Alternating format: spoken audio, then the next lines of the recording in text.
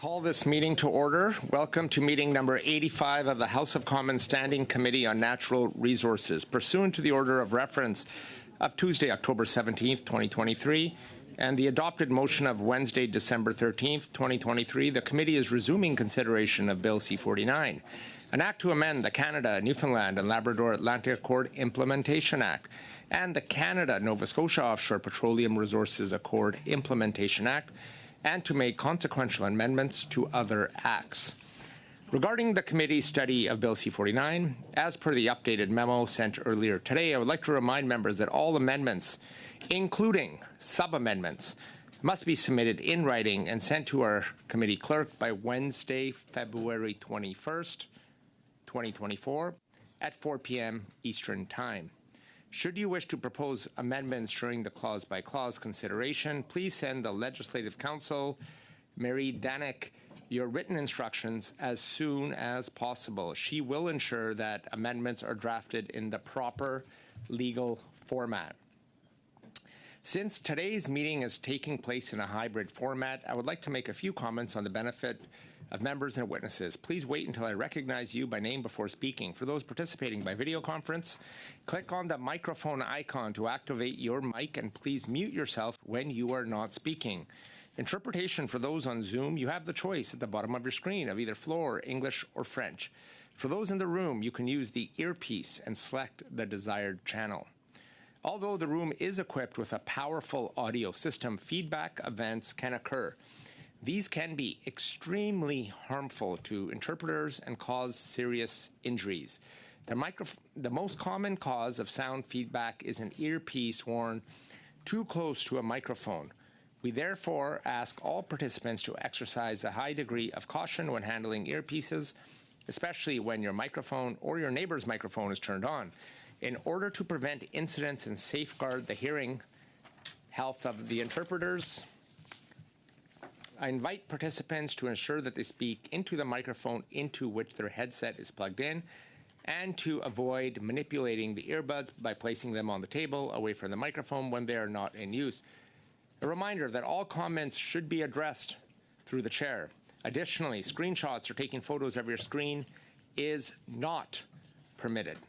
In accordance with our routine motion, I am informing the committee that all remote participants have completed the required connection tests in advance of the meeting.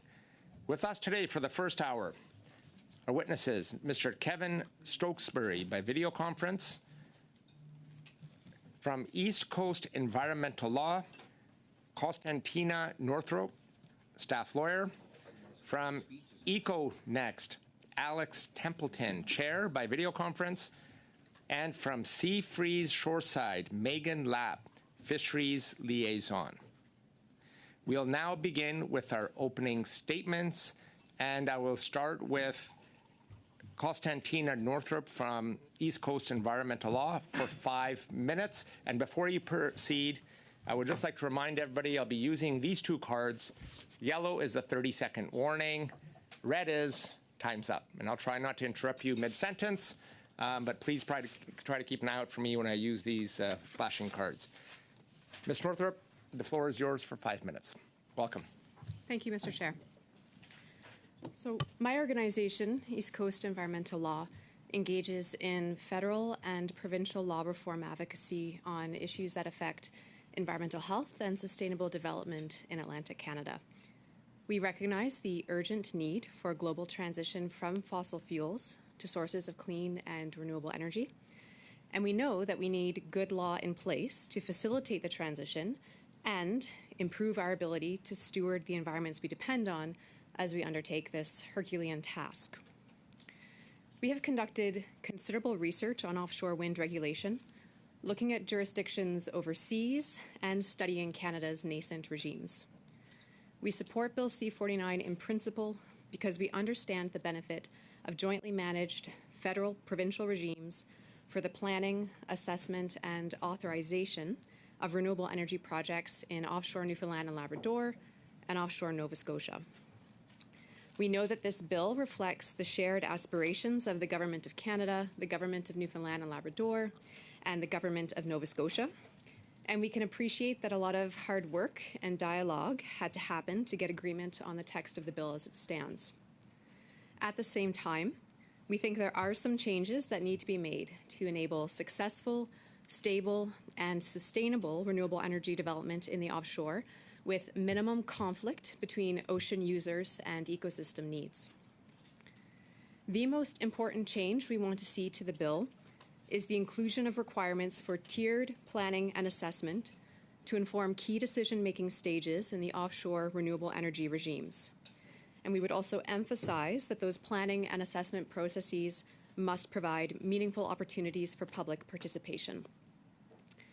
More specifically, we believe that areas within the offshore should not be open to renewable energy development unless they have first been assessed at a high level through a regional assessment or a strategic environmental assessment. In other words, we believe that calls for bids should not be issued for areas that have not been studied through a regional assessment or a strategic environmental assessment that is focused on the impacts of introducing offshore renewable energy activities. We also believe that all individual offshore renewable energy projects should undergo a project-specific assessment, whether it be a federal impact assessment or an environmental assessment conducted independently by an offshore energy regulator. Requiring tiered planning and assessment creates opportunities for public participation and input by stakeholders like fisheries groups in the key planning and decision-making stages that occur from the highest levels down to the level of project-specific proposals. And in doing so, it helps to ensure that offshore renewable energy projects are sited in suitable locations where conflicts with other ocean uses and ecosystem needs are minimized. Bill C-49 gestures to the need for tiered planning and assessment by proposing to empower the offshore energy regulators to conduct regional assessments and strategic assessments. The bill also explains how offshore regulation would intersect with project-specific assessments under the Impact Assessment Act. What the bill fails to do is make high-level assessments and project-specific assessments required components of the offshore energy regime. The bill proposes to give the offshore energy regulators discretionary powers, not clear responsibilities, to conduct regional and strategic assessments. And the bill is silent on whether the regulators can or should conduct project-specific assessments when federal impact assessments are not triggered. Later this week, we will be submitting a written brief to the committee to describe in more detail the changes we hope to see. They'll include limiting calls for bids to areas that have undergone a focused regional assessment or a strategic environmental assessment. And they also include requiring project-specific assessments by the offshore energy regulators when proposed renewable energy projects do not trigger the federal impact assessment process. These changes would remove ambiguities from the regimes that have been proposed and help to create regulatory certainty. They would also enable more informed decision-making, and they would support wise and prudent stewardship of offshore resources, including not only our energy resources, but also fisheries and the biodiversity of marine ecologies. And finally, I'll close by noting that although we would like to see a cluster of key changes to the bill, we also support a number of the bill's provisions as they stand. In particular, we welcome enhanced federal and provincial powers to protect marine ecologies, particularly the proposed powers to prohibit offshore petroleum and offshore renewable energy activities in areas that are or may be protected by law as areas for wildlife conservation or protection. So thank you for this opportunity to address the committee, and I welcome the members' questions. Thank you for your opening statement. We'll now go to Kevin Stokesbury, who is on video conference. You have the floor, sir, for 5 minutes. Thank you for inviting me to speak today. I would like to talk briefly of my concerns for the fishery and developing wind farm industries of the Atlantic. First, to briefly introduce myself, I'm a marine biologist and fisheries oceanographer. Born in Nova Scotia, I began working on the coastal fisheries at age 18 for the DFO Canada. I studied the effects of the first tidal power plant in Annapolis Royal on river herring populations for my master's thesis at Acadia University. I examined scallop ecology for my PhD at Laval University and estimated the impact of the Exxon Valdez oil spill on the Prince William Sound herring fishery at the University of Alaska Fairbanks. For the past 25 years, I've worked on the sea scallop fishery of New England and Canada, using an underwater drop camera to film 70,000 square kilometers of seafloor, counting the scallops and examining their habitat. I am the Dean of the School for Marine Science and Technology at the University of Massachusetts, Dartmouth, which is in New Bedford, the #1 fishing port in the United States. Our school focuses on interdisciplinary applied marine science and the development of innovative technologies. The ocean faces severe threats from climate change, ocean acidification, land-based runoff, pollution, and poor management of resources. Alternative energy sources are key to addressing several of these threats. Wind farms and fisheries both harvest renewable, sustainable energy.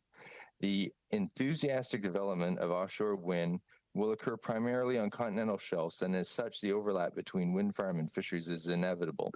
The U.S. plans to increase its offshore wind production by 79% between 2020 and 2030, and bids for lease areas have been in the billions of dollars. In 2021, there were 33 companies or call areas on the continental shelf of the East Coast. Given the structural requirements of offshore wind, coupled with the huge financial investments backed by government mandates to replace emissions with renewable energy, fishing industries will need to adapt. The ability of fisheries to harvest within or next to these wind farms depends on the type of fisheries, weather conditions, the spatial spacing and design of the turbine array, turbine foundation structure, and the degree to which the wind farm development influences the fish and invertebrate communities. The wind farm industry should recognize and minimize these effects. The proposed wind farms along the Atlantic coast are huge. The seafloor in these areas is similar, and they support a marine ecosystem based mostly on mud, sand, and some gravel. Developing the wind farms will add hard structure, thousands of small islands throughout these areas, islands that pull energy out of the system. This will change the environment, the seafloor makeup, the current structure, the acoustics, both during construction and operation, and the electromagnetic field. All these will impact the associated flora and fauna of the areas. This will happen on scales of the individual turbine, which is centimeters to kilometers, the wind farm fields from tens to hundreds of kilometers, and the entire eastern seaboard. It will affect the fisheries. Some will be able to harvest within the wind farms, some will not. All will have to navigate through or around them. Right now, some wind farms are beginning to monitor the marine environment and the animals associated with them, but it is a disjointed effort. There is no overall framework to coordinate the different scientific research or push for broader ecosystem understanding. I suggest that a framework that characterizes information about the ecology, economics, social, and institutional effects of each of these two industries with appropriate spatial and temporal scales is key to reducing conflict and improving cooperation. Everyone wants to develop a sustainable energy, but you do not want to replace one form of sustainable energy harvest with another. Rather, you want to optimize both, reduce our dependency on non-renewable resources. These are billion-dollar developments, the largest in the world, and there should be a similar effort towards understanding the effects, both positive and negative, on the ecosystem and our coastal communities. Thank you very much. Thank you for your opening statement. We'll now go to Alex Templeton, who is by video conference for 5 minutes. Good afternoon, Mr. Chair and members of the committee. Quick introduction. My name is Alex Templeton. I'm from St. John's, Newfoundland, Labrador. Professionally, I'm a partner of the Atlantic Canadian law firm McGuinness Cooper, where I maintain a litigation and regulatory practice. And as a volunteer, I serve as chair of the board of directors of EcoNext. It's in that capacity that I appear before you today. EcoNext is a not-for-profit association of over 200 member businesses collectively focused on accelerating clean growth in Newfoundland and Labrador, which is to say environmentally sustainable economic development in our province. Our members include businesses engaged in the ocean economy, including the offshore oil industry, as well as businesses engaged in emerging onshore wind and clean fuels industry, and businesses who would surely engage in an offshore wind industry in our waters should one develop. As such, we've been following your committee's proceedings with keen interest, and we attend today with the benefit of having seen much of the testimony you've heard so far. We thank you for the invitation to appear today as a witness. Under Bill C-49, regulatory authority for offshore wind energy production in Newfoundland and Labrador would be granted to the CNLOPB through an expansion of its mandate beyond offshore oil and gas projects. Since the 1980s, the CNLOPB has provided effective joint federal-provincial oversight of the offshore industry with a mandate focused on safety, environmental protection, resource management, and industrial benefits. The legislation that brought about its creation, the Canada-Newfoundland and Labrador Atlantic Accord Implementation Act, fundamentally altered the trajectory of Newfoundland and Labrador's economy. The regulatory framework that was established enabled billions of dollars of investment activity into our province and Canada. But the impact is extended far beyond this. Investments made into the province helped to create and foster a world-class cluster of small to medium-sized businesses that have been developing state-of-the-art technologies and services that are world-leading. EcoNex members are active from one corner of the globe to the other, exporting their oceans-focused technologies. Research facilities at Memorial University and its Marine Institute, designed and financed in part to support the offshore industry, are among the best in the world, and innovators from all over travel long distances to access them. The capabilities that Newfoundlanders and Labradorians have developed are now being deployed internationally in support of offshore wind projects. Companies like Kraken Robotics, Rudder Inc., Seacor, and many others who came into being in part because of the opportunities provided by the offshore oil industry are now using that knowledge to support the global energy transition. Newfoundland's Port of Argentia is a good example as North America's first monopile marshalling port, supporting major U.S. offshore wind projects. While offshore wind is still relatively nascent in North America, the fact is it's a mature industry internationally with a considerable market value, and it's high time we welcome some of this investment to Canada. The potential for offshore wind development in Newfoundland and Labrador in support of global commitments to net zero by the year 2050 is also significant. But without the enabling legislation and regulation in place, none of this will come to pass. Investors need certainty. Developers need clear pathways they can rely on. Offshore wind projects take many years to advance from concept to operations, and decisions are being made today about how long-term energy needs are going to be developed. A modernized Atlantic Accord could do it again. It could repeat the economic prosperity the original Atlantic Accord achieved over the past 4 decades. Whatever one's stance on renewable or non-renewable energy, the fact of the matter is that the CNLOPB has the experience, the technical expertise, and regulatory track record that is well suited to offshore renewable energy sector.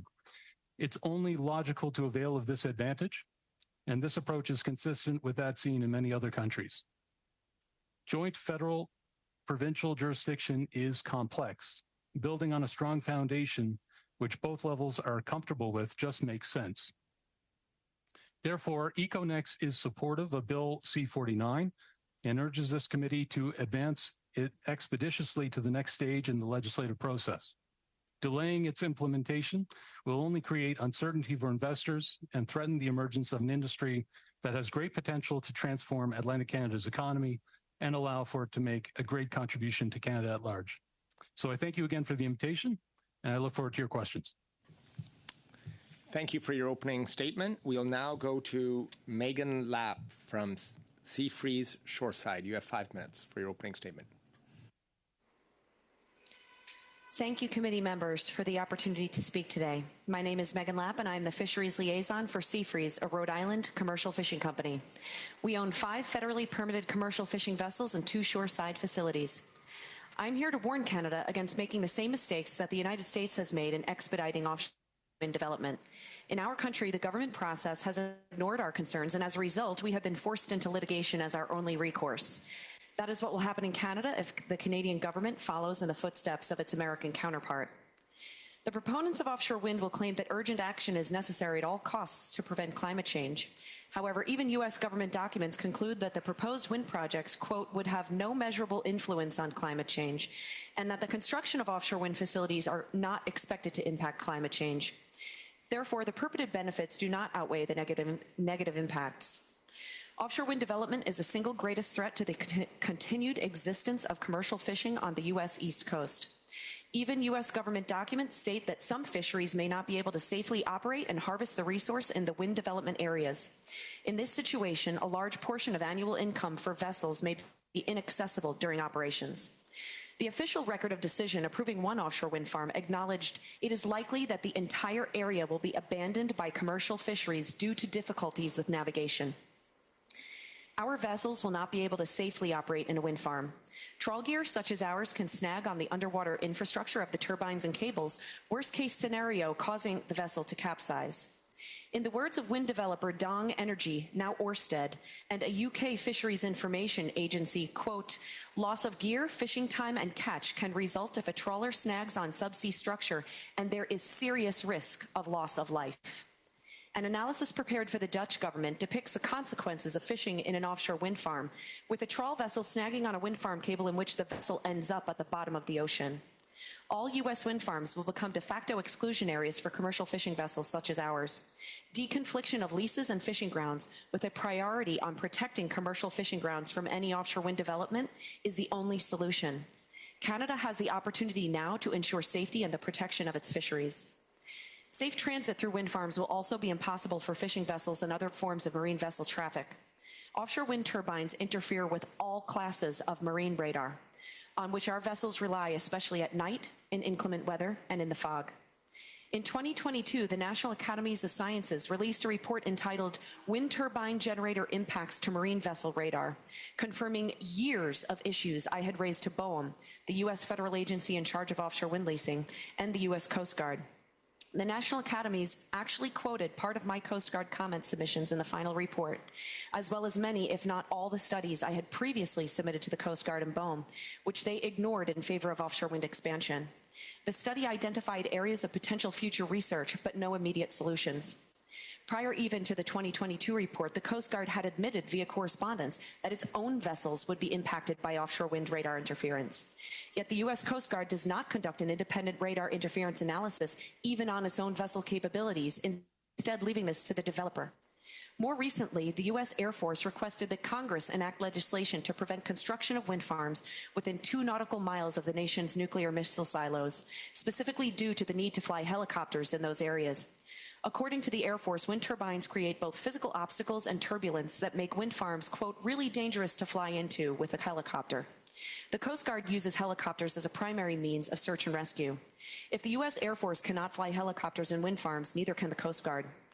An official Coast Guard transcript regarding a fishing vessel sinking off Rhode Island in 2019 states 6 times that one of the reasons for aborting the helicopter search for potential survivors, in addition to poor weather conditions, was hazards in the area which were identified as the Block Island wind farm turbines.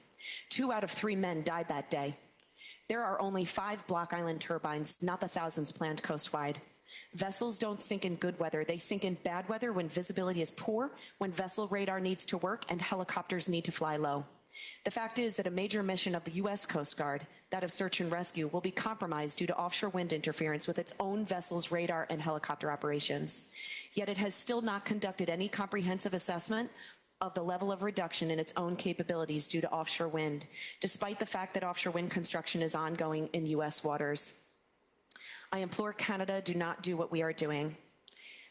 Commercial fisheries are a true renewable resource industry that should not be cast aside for a 30-year project. You can't eat electricity. Thank you for the opportunity to testify.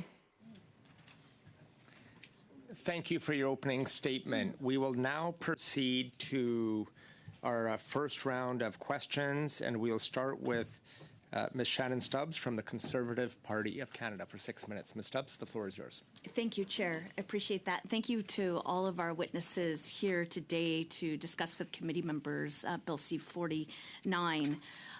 Since we do have extended hours today and everybody's here, also many are here virtually, I would like to move the motion, Chair, that I submitted and gave notice of on Friday, February 9th. I did see MP Schmale beside me asked to speak. That motion is that the Standing Committee on Natural Resources report to the House that it, A, recognizes that for hundreds of years, First Nations have suffered under a broken colonial system that takes power away from their communities and places it in the hands of politicians in Ottawa. B, recognizes the importance of enabling First Nations to take back control of their resource revenues from the federal government through a First Nations resource charge. C, recognizes that the Indian Act hands over all reserve land and money to the federal government, and that this outdated system puts power in the hands of bureaucrats, politicians, and lobbyists, not First Nations. And D, agrees with the First Nations Tax Commission and First Nations chiefs from across the country that a First Nations resource charge would result in economic reconciliation and allow Indigenous communities to take back control of their lives.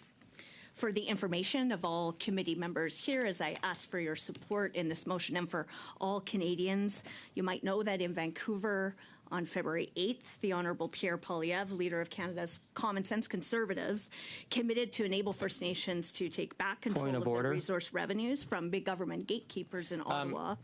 Ms. Stubbs, I'll ask you to hold for 1 sec. We have a point of order from Mr. Angus. Yes, my concern is that my Conservative colleagues said they wanted witnesses on this very important legislation, but we have witnesses that are no longer able to speak. They came, gave us their time. This is important legislation. We've heard very provocative testimony. I'm asking the Conservatives to park their bill, their motion, so that we can actually show respect to the witnesses who've come and respect for the people of Newfoundland, Labrador, and Nova Scotia who are expecting us to do work on their behalf today. Thank you, Mr. Angus, for your point of order. The member is able to, acknowledging your concern, the member is able to move a motion with their time. So I'll allow the member to continue. Thank you. Thank you, Chair, and I certainly did express my personal and, of course, on behalf of Conservatives, respect for the witnesses who were here today, and because of our extended hours, I'm grateful for their accommodation too, because, of course, this initiative is important to every single Canadian in every community right across Canada. Before I was interrupted, which of course would allow the discussion to proceed more efficiently with fewer of those, I will go back to briefing committee members and all Canadians about what happened on February 8th and why the Honourable Pierre Poilievre, leader of Canada's Common Sense Conservatives, took this initiative to enable First Nations to take back control of their resource revenues from big government gatekeepers in Ottawa. After announcing those Indigenous-led consultations, I'll ask you to just hold. finish my sentence. After announcing Indigenous-led consultations, along with the First Nations Tax Commission and First Nations Ms. communities Stubbs, you do across have a point Canada, of, we do have last a year point on of January order. If I could 23rd, just ask you to 2023. hold your thought and you can continue. My apologies.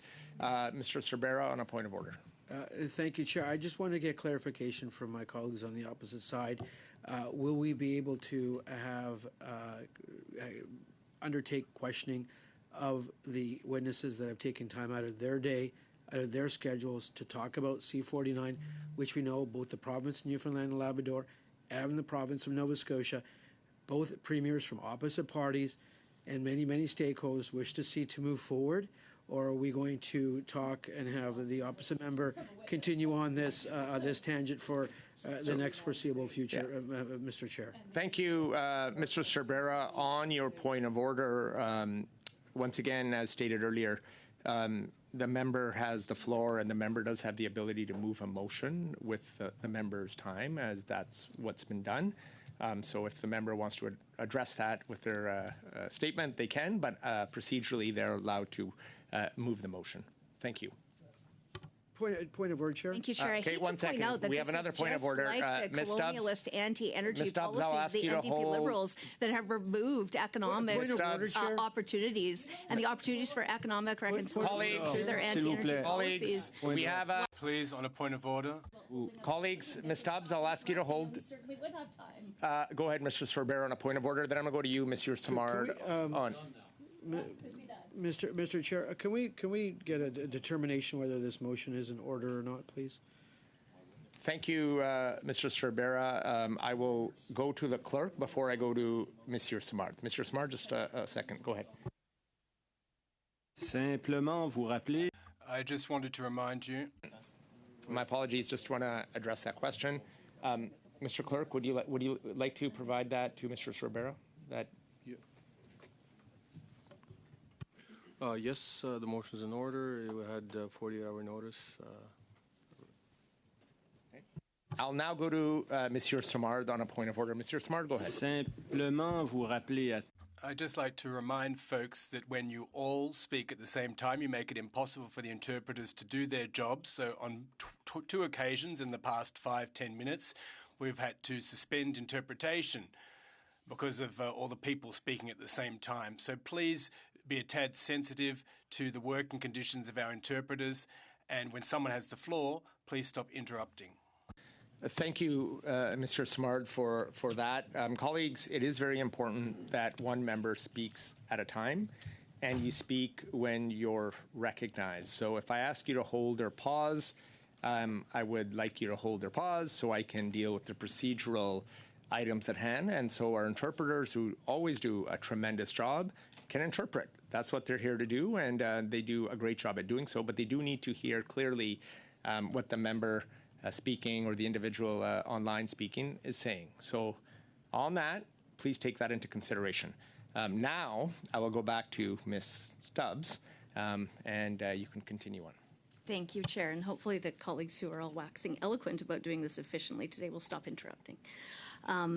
So I will continue. As our Common Sense Conservative leader said on Thursday, for hundreds of years, First Nations have suffered under a broken colonial system that takes power away from their communities and places it in the hands of politicians and bureaucrats. In Ottawa, the racist Indian Act hands over all reserve land and money to the federal government. This means that First Nations have to go to Ottawa to ask for their tax revenues that were collected from resource projects on their land back. This outdated system puts power in the hands of bureaucrats, politicians, and lobbyists, not First Nations.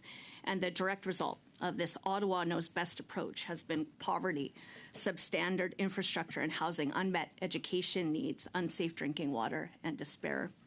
The former Conservative government, of course, made the historic apology for residential schools on behalf of all Canadians and launched the Truth and Reconciliation Process and Commission. More and more Indigenous leaders and people across Canada after the last 8 years call for overdue concrete measures towards what many Indigenous leaders call reconciliation. So Indigenous communities everywhere can move from managing poverty and gang crime to enabling prosperity and peaceful communities with abundant opportunities.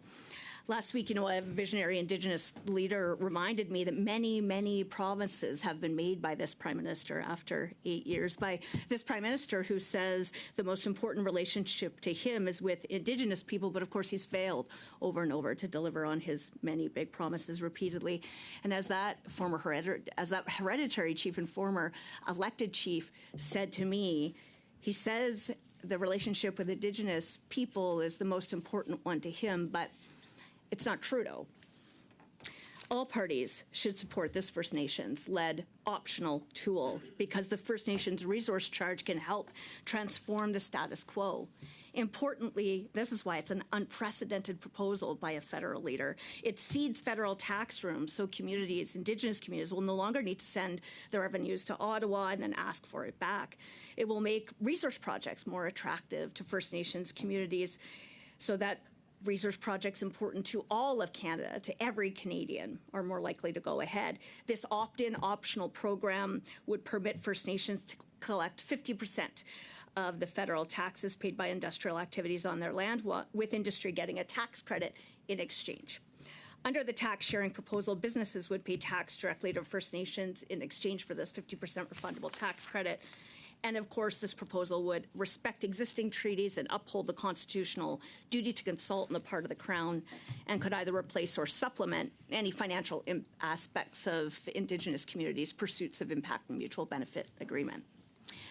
As many colleagues here will know, I myself come from Treaty 6 territory in Alberta, where Indigenous communities and entrepreneurs have worked with the private sector and the government for decades to responsibly develop natural gas, heavy oil, clean and renewable energy and oil sands, along with mutual benefit agreement and ownership positions in major projects, energy infrastructure like power lines and pipelines, and in the service and supply sector. Oil sands and pipeline companies are, of course, the leading individual private sector employers of Indigenous people in Canada, which is why the anti-energy just transition is so dangerous, particularly for them. And Indigenous employment in Canada is, of course, led by the mining and energy sectors overall.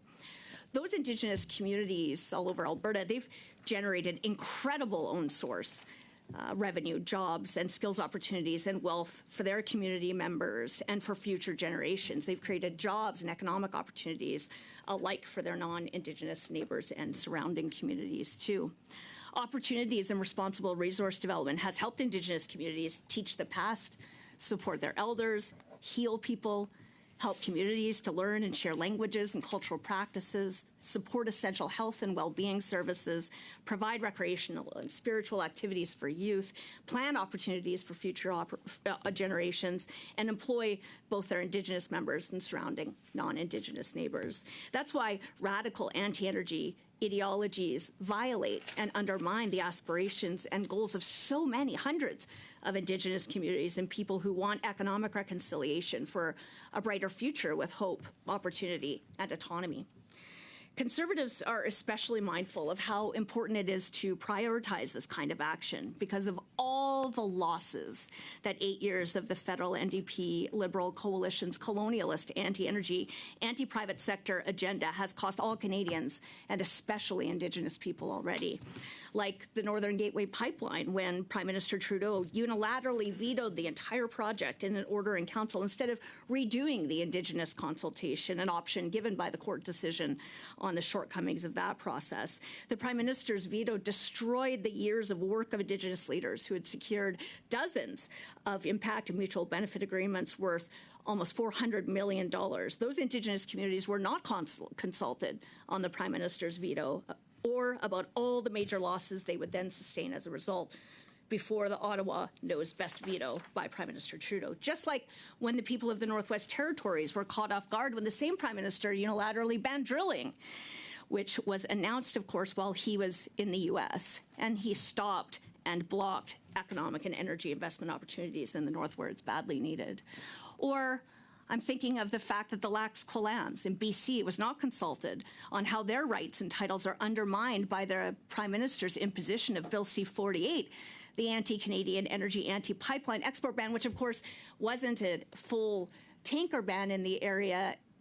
It only banned the on and off loading at ports of vessels of a certain quantity and a certain size that was deliberately to ban energy infrastructure and energy exports off of that coast that Indigenous communities wanted. The Lax Kw'alaam are suing the federal government over C-48 because it violates their decision-making power over fishing activities in any pursuit of energy infrastructure and export opportunities, which dozens of Indigenous communities leading to and in that area want to achieve. You know, I think of the brave Woodland Cree in Alberta who went all the way to the Supreme Court in the multi-pronged effort to challenge this government's anti-energy, anti-private sector, pro-red tape Bill C-69 because it risks drowning out the voices of locally impacted Indigenous communities who seek economic and resource opportunities on and around their lands. And I mentioned about the Woodland Cree, despite all the resources and all the ability on the government side, the Woodland Cree won. And it's been 122 days since the Supreme Court said that less than 10% of Bill C-69 is constitutional, that the rest is largely unconstitutional. And yet, those Indigenous communities and all Canadians wait for this anti-energy NDP Liberal costly coalition to do something about that Supreme Court ruling, to fix that bill that Conservatives warned would result in exactly what has happened. Or the fact that the Trans Mountain expansion was supposed to have been actually operating in 2019, but this federal government's deliberate, politically motivated failure to assert legal and political jurisdiction to ensure the approved project could actually get built by its private sector proponent delayed and risked the more than 40 Indigenous mutual benefit agreements their communities had worked years to secure with the private sector proponent, even after the federal Liberals did take the opportunity to redo their failed consultation after a federal court said they failed the first time around.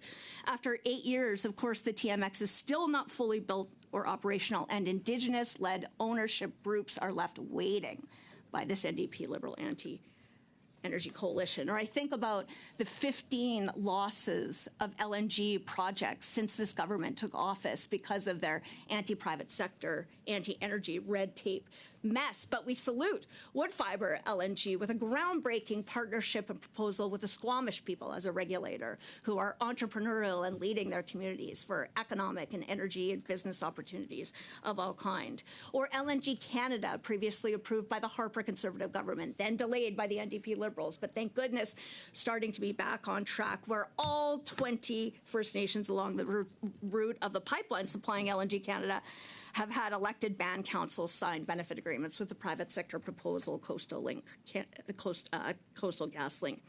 Yet the Liberal red tape mess has killed energy and resource opportunity over and over for Indigenous communities and for all Canadians. I think of the Indigenous communities who want to develop the Ring of Fire in Ontario that are speaking out because of the red tape mess of the regional assessments from Bill C-69 that are so far lengthy, delayed, and roadblock the progress in their pursuit of essential infrastructure and economic opportunities in the region.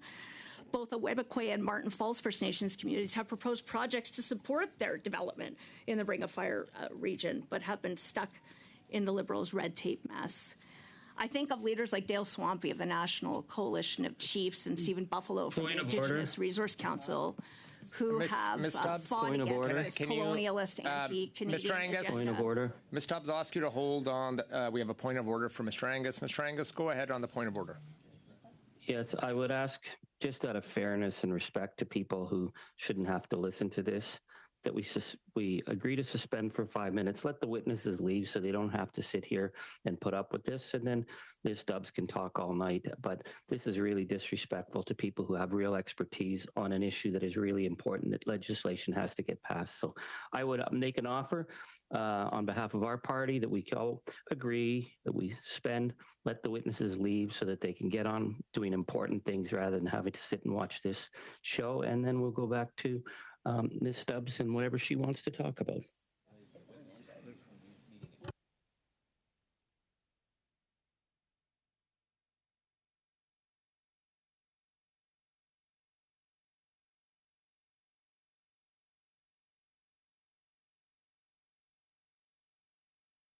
Mr. Chair, I have the floor, so I'll continue, okay?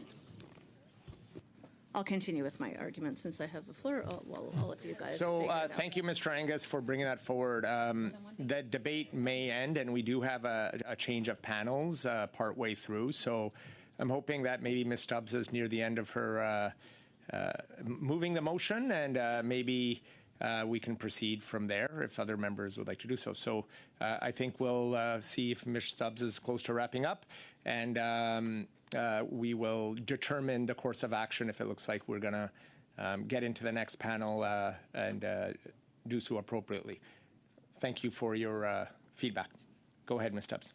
Thank you, Mr. Chair. I will just now move to why the Common Sense Conservative proposal is a solution to many of these challenges, why all parties should support it, and it will amplify the voices of Indigenous leaders who support the initiative. I'm quite confident that all the witnesses who are here, especially all those Canadians who are here who are also energy experts, are also seized and concerned with this topic because, of course, they rely on and depend on certainty and clarity and consultation and negotiations, too, for all of their good work. So I'm sure that they're just as concerned. So why, I don't know, MP Jones seems to think it's hilarious, but I certainly don't think that the colonialist, anti-energy, anti-private sector agenda that has taken opportunities away from Indigenous people right across this country is at all funny. I did not in say it response was to my colleague hilarious. Charlie Angus, Stubbs, can I ask you to hold, please? There is not a thing that's a single Ms. show Stubbs, about this. Can I ask you to hold, please? Ms. I Stubbs, represent multiple I'll ask Indigenous you communities to pause, please. involved Ms. in Stubbs, energy development. We have Point a of point of order. order. Go ahead, Ms. Jones, on a point of order. Thank you, Mr. Speaker. The member opposite knows I did not say those words. You can throw whatever jargon you want in your presentation, as many untruths as you want, but do not quote what I do not say. Please, I ask you that, and I ask you to show a little respect for the committee as well, and let our witnesses do their job today. Colleagues, Chair, can I just get there was a point of order. Well, I would just ask colleagues to work with everybody in a collegial manner and not make statements that would that are maybe misleading or members feel that are targeting them in an unfair or a mischaracterization. Thank you for your point of order, but Ms. Stubbs, I will go back to you. Thanks, Chair. And I would like to apologize to MP Jones if her laughter, if I misinterpreted her laughter when I said that I would move on. You did. Yes, I mean, maybe you're having a side conversation laughing. I'm sorry that I misinterpreted that. Thanks for giving me the opportunity to clarify. When you did start laughing, right around when I said I was going to explain how important this is. So thanks again for giving me the floor back, Chair, because I'm sure that this is an initiative that deeply concerns every elected member around this table who cares about economic and energy opportunities for all Canadians and also for Indigenous communities. So let me just explain the driver and the genesis and the catalyst of this proposal that Common Sense Conservatives bring forward for all parties to consider, especially when they consider walking their talk on truth and reconciliation with Indigenous people and communities. This is, to be clear, a First Nation-led solution to a Made in Ottawa problem. It was developed by the visionary leaders and experts at the First Nations Tax Commission. They developed that plan along with multiple other First Nations, brought it to Conservatives. There have been 14 months of consultations and conversations all across the country. And of course, our Common Sense Conservative leader, Pierre Poilievre, has announced our endorsement of this proposal. It's a new optional model that can help simplify negotiations between resource companies and First Nations. And the reality is that Conservatives have listened to First Nations advocacy. And we support this optional First Nations resource charge that enables First Nations to take back control of their resources, their money, and their lives on their lands. This new optional model will not preclude any community from continuing to use other existing arrangements or pursuing impact mutual benefit agreements with private sector proponents. First Nations can choose the FNRC as they wish, and FNRC will respect all treaty rights and all constitutional rights. Meanwhile, a Conservative government will work to properly deliver on the Crown's duty to consult with Indigenous communities, including the necessary back and forth two-way dynamic for redress and accommodations of issues raised by Indigenous communities early on or throughout the assessment of major projects, including, importantly, decision makers being at the table, so all parties can be confident in the ultimate recommendations. Putting First Nations back in control of their money and letting them bring home the benefits of their resources or resource development will help get local buy-in for good projects to go ahead. That will mean more earnings for grassroots First Nations communities, not Ottawa, gatekeepers, and layers of bureaucracy. Those earnings will mean paychecks, schools, cultural exercises, and clean water for people, among just a few. It's pretty clear, and even with the reactions of the NDP and Liberal MPs here on this committee that only common sense Conservatives will fight for real economic reconciliation by supporting First Nations to take back control of their money and their lives. But of course, today we'll see there will be an opportunity for NDP and Liberal MPs to show whether or not they want to join us in that effort. Common sense Conservatives, of course, commit to repeal Justin Trudeau's radical anti-resource laws to quickly greenlight green and good projects so First Nations and all Canadians can bring home more powerful paychecks. So let me just share the words of Manny Jules, the Chief Commissioner of the First Nations Tax Commission. Point of order. He said, quote, Point of order. oh, I guess Yes, I'll Mr. let you Angus, call on the go ahead on a NDP MP point who wants of to order. interrupt what an Indigenous leader said. Mr. Angus, go ahead on the point of order. Thank you. Yeah, I carry this work with respect and integrity for the job before us, which is the mandate of this committee to address Bill C-49. I would like to ask my colleagues that we perhaps write to the premiers of Newfoundland, Labrador, and Nova Scotia to tell them that we have the Conservative Party are adamant. They said that they were going to block this legislation. We've Point of tried order. to work with them. We brought witnesses. This is not a point of order. But I think it would be fair to bring a letter to the premiers saying that we are dealing with a party that is using Indigenous issues now to try and obstruct. I think it's very low, but hey, they're going to do what they're going to do. But George, our this job is not a point was to of order. respond to our job George, was to sir. respond to the George, premiers Mr. of Angus, Newfoundland Mr. and Labrador and Nova Scotia. Thank you. Mr. Angus, thank you. On your point of order, just want to remind all members that when we do bring forward a point of order, that it's procedurally relevant and we do not use it for debate. But I do want to hear from members when they do make a point of order so I can determine if it is or if it isn't. Mr. Falk, you have a point of order. Go ahead. I do have a point of order because this committee over the past several months has experienced constant interruptions from NDP Charlie Angus on non-points of orders that he claims are points of order. This was not a point of order. This was debate. He wants to write a letter to the premiers. Good on him. Let him write it. Mr. Chairman, this is not a point of order. Ms. Stubbs has the floor. She's making a point as to why reconciliation with First Nations is important. And I think we need to offer our First Nations peoples. She was just going to quote from the economic chief, financial chief, and this is important. Our First Nations folks need to be heard. This is a good motion that has been made, and I wish that you would give her the floor as back. you've just suggested, you're also now engaged in debate on a motion on a point of order that is not a point of order, and you're using your time for debate as well. So I would ask all members not to use your time by stating it's a point of order by engaging into debate. So we can continue on with the debate that's occurring. And if you would like to debate this motion, please let me know, and I'll put you on the speaking order. So, Ms. Stubbs, I'm going to go back to you, and if you're close to wrapping up and have an indication of that, I will get back hopefully to our witnesses at some point. But we will be changing panels to the next panel as well in a few minutes. So I'm not sure if we'll get to that point or not, but I will go back to you. Thanks, Sharon. Certainly without all the interruptions, I would have been, but par for the course around here, isn't it? And all the high-carbon hypocrisy. I, of course, just to respond to MP Angus's remarks about motive. Of course, what I'm talking about here today and the way that I'm talking about it is not remotely new. I have consistently advocated on these issues repeatedly in my various roles relating to natural resources, including on behalf of the 5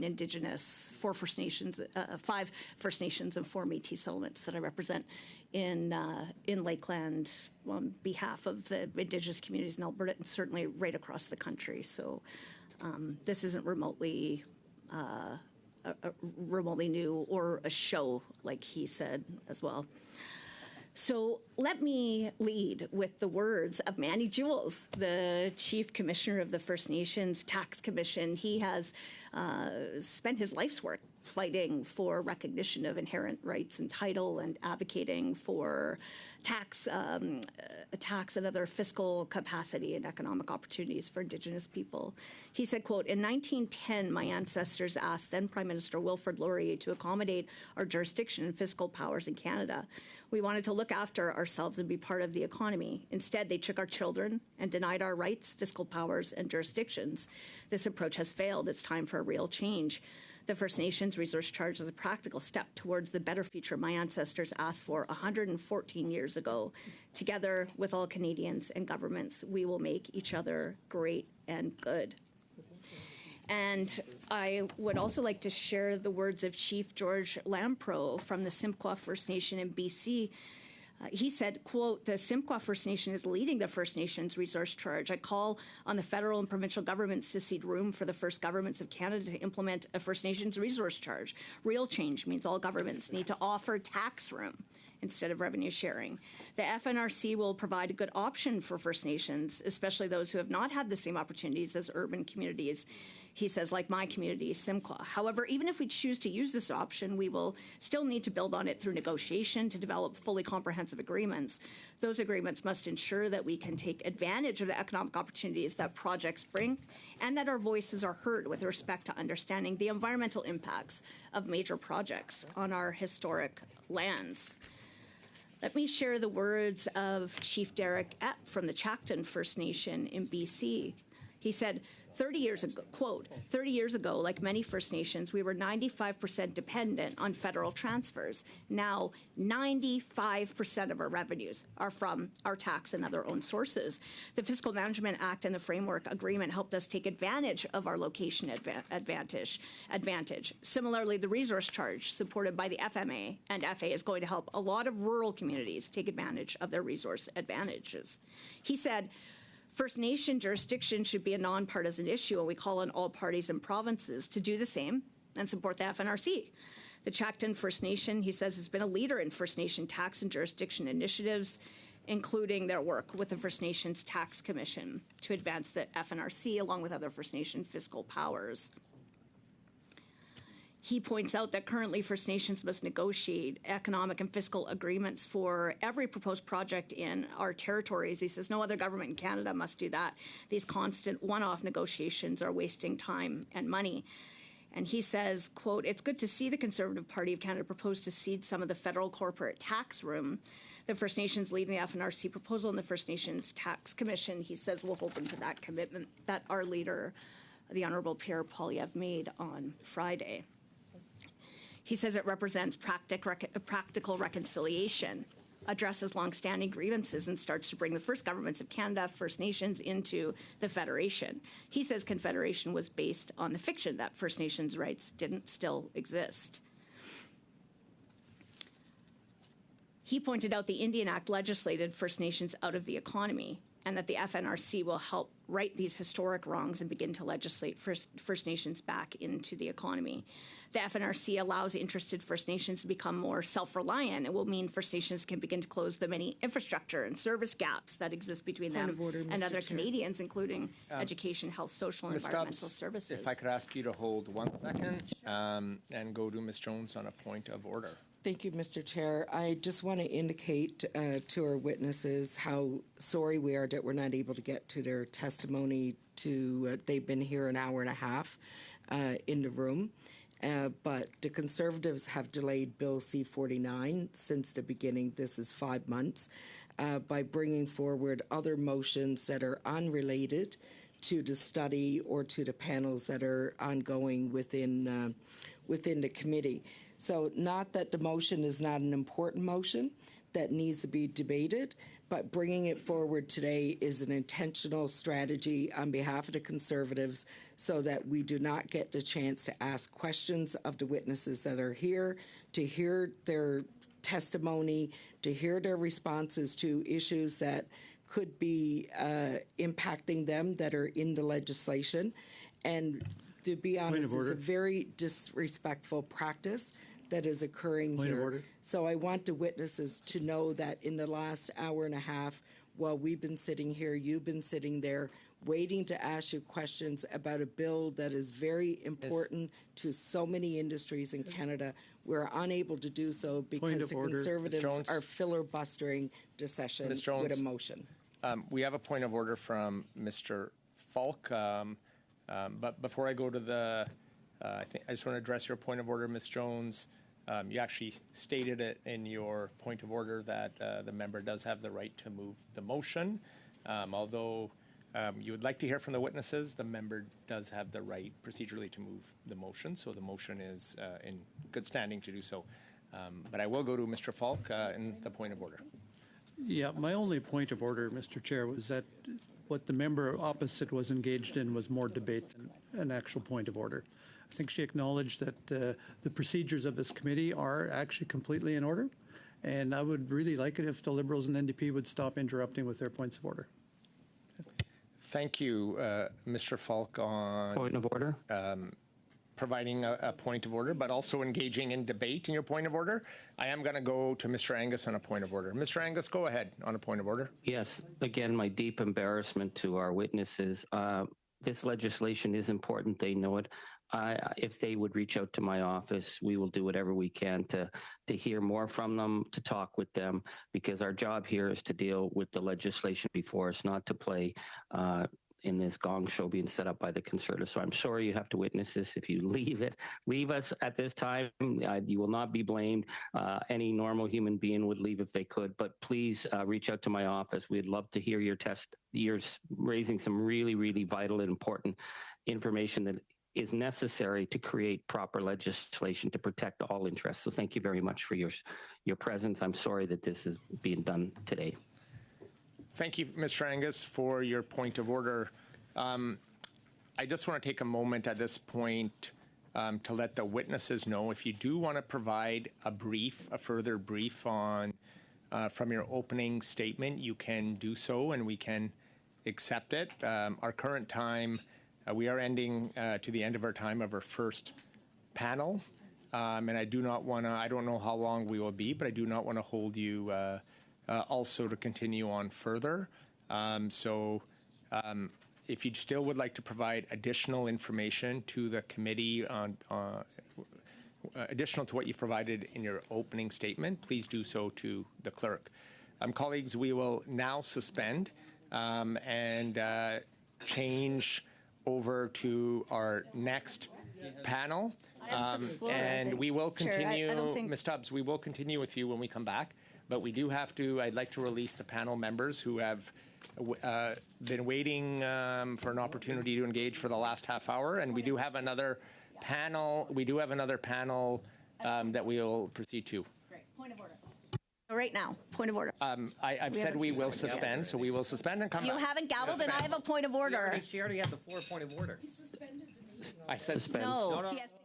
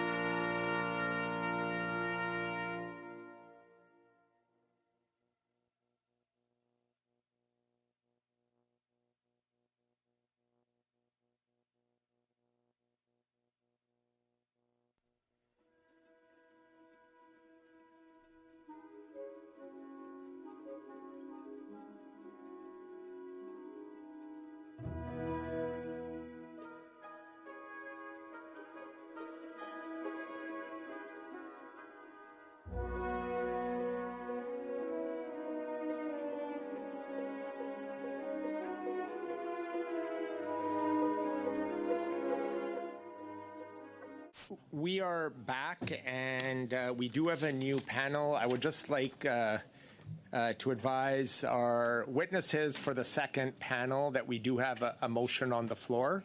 Hopefully, we do get an opportunity to hear your opening statements, but we currently do have a motion on the floor where we can suspended previously, and we will go back to that point. Point of order. In the meeting. So before I do so, going back to Ms. Stubbs, I have a point of order from Mr. Angus. Well, just as an act of simple respect for our witnesses who have expertise on really important legislation, I would ask Ms. Stubbs if she could hold off, allow the witnesses to testify so we have them on the record. They've taken their time to do this. Then she can go back and do her take the floor and do what she's going to do. But it's really important that we get this witness testimony, and I think it'd be really disrespectful to the role that's been given us not to let the witnesses speak first. Thank you, Mr. Angus, for your point of order. Ms. Stubbs does have the floor, so if we do have unanimous consent from colleagues to allow the witnesses to speak, we can proceed with witness testimony and then go back to where Ms. Stubbs left off, but I will defer to my colleagues around the table. Do we have unanimous consent? No. No? Okay, we do. Thank you, Mr. Angus, for providing that, but we do not have unanimous consent around the table. So I will go back to Ms. Stubbs. So just to clarify. Mr. Angus, do you have a point of order? Point of order, yeah. Just to okay, on the point of order, please. Because I'm virtual, I didn't see it, so I'm understanding that the Conservatives are not allowing the witnesses to speak on legislation for Newfoundland, Labrador, and Nova Maybe Scotia. show up and then you could see who it was, Charlie. Mr. Patzer, I'll ask you, Mr. Angus, can you hold a sec, please, on your point of order? You are correct.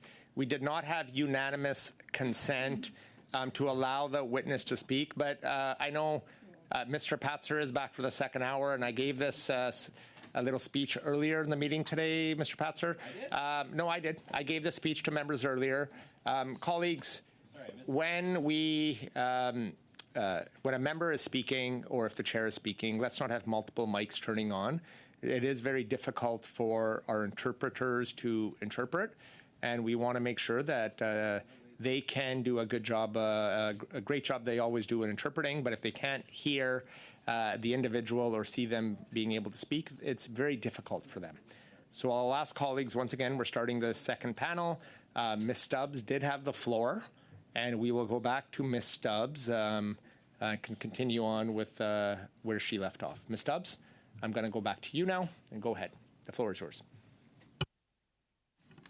Thank you, Mr. Chair. It is interesting to see MP Angus blocking discussion about an initiative that would benefit Indigenous people and communities all across the country.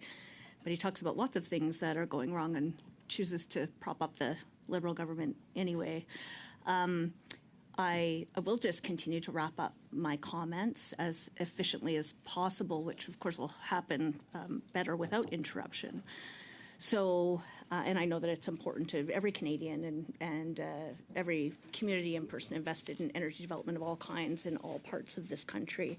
I just want to, before I talk about a couple of more of those Indigenous voices that Charlie Angus and the Liberals around the table are trying to silence, while they also don't acknowledge the fact that it's their own government motion that pushed C-49 behind C-15. In fact, it was my November 1st motion that asked this committee to get the government to fix C-69 and then immediately move to work on C-49 so that the government didn't pass a bill as written that has multiple sections the Supreme Court has declared as unconstitutional, obviously causing uncertainty and inviting immediate litigation from a number of grounds if they pass C-49 as it's written. So no doubt I certainly appreciate and value the opportunity to fix C-49 so that it will do what its proponents say they want, except as of now, of course, the bill is one of additional red tape, lack of clarity, and uncertainty that will block both traditional oil and gas and renewable offshore energy development.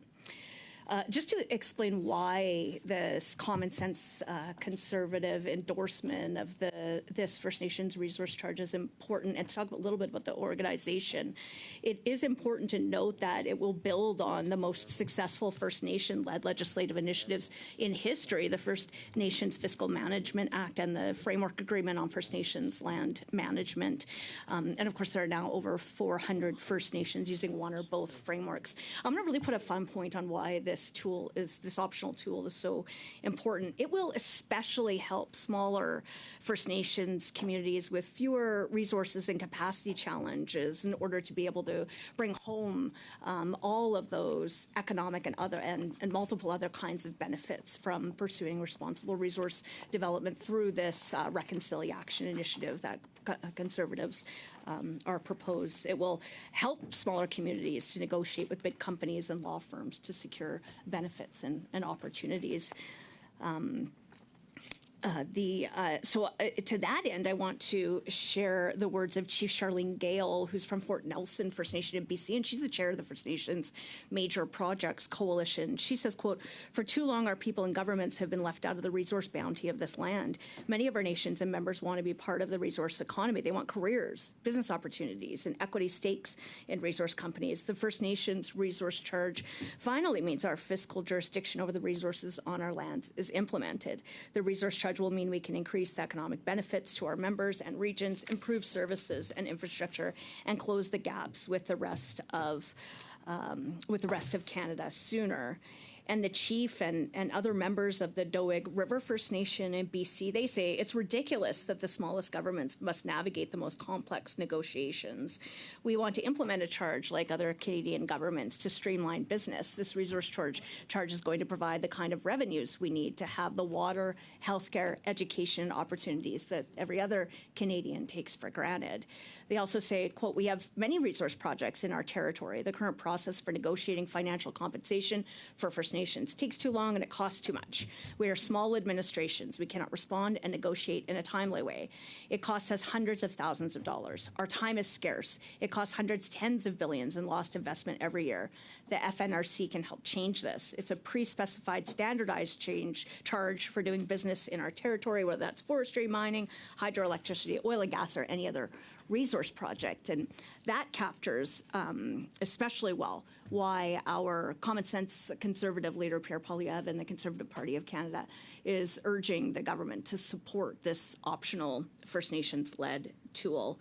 Chief Donna Big Canoe, who is in Vancouver from the Chippewas of Georgina Island First Nation in Ontario, she says, quote, "Confederation in 1867 divided everything between federal and provincial governments, treating us as if we didn't exist, wards of the state, leading to poverty, dependency, and the existence of residential schools for years." She says the solution is to bring First Nations into the Federation by granting us taxpayers to exercise our own jurisdictions. She says the First Nations resource charge aligns with this goal.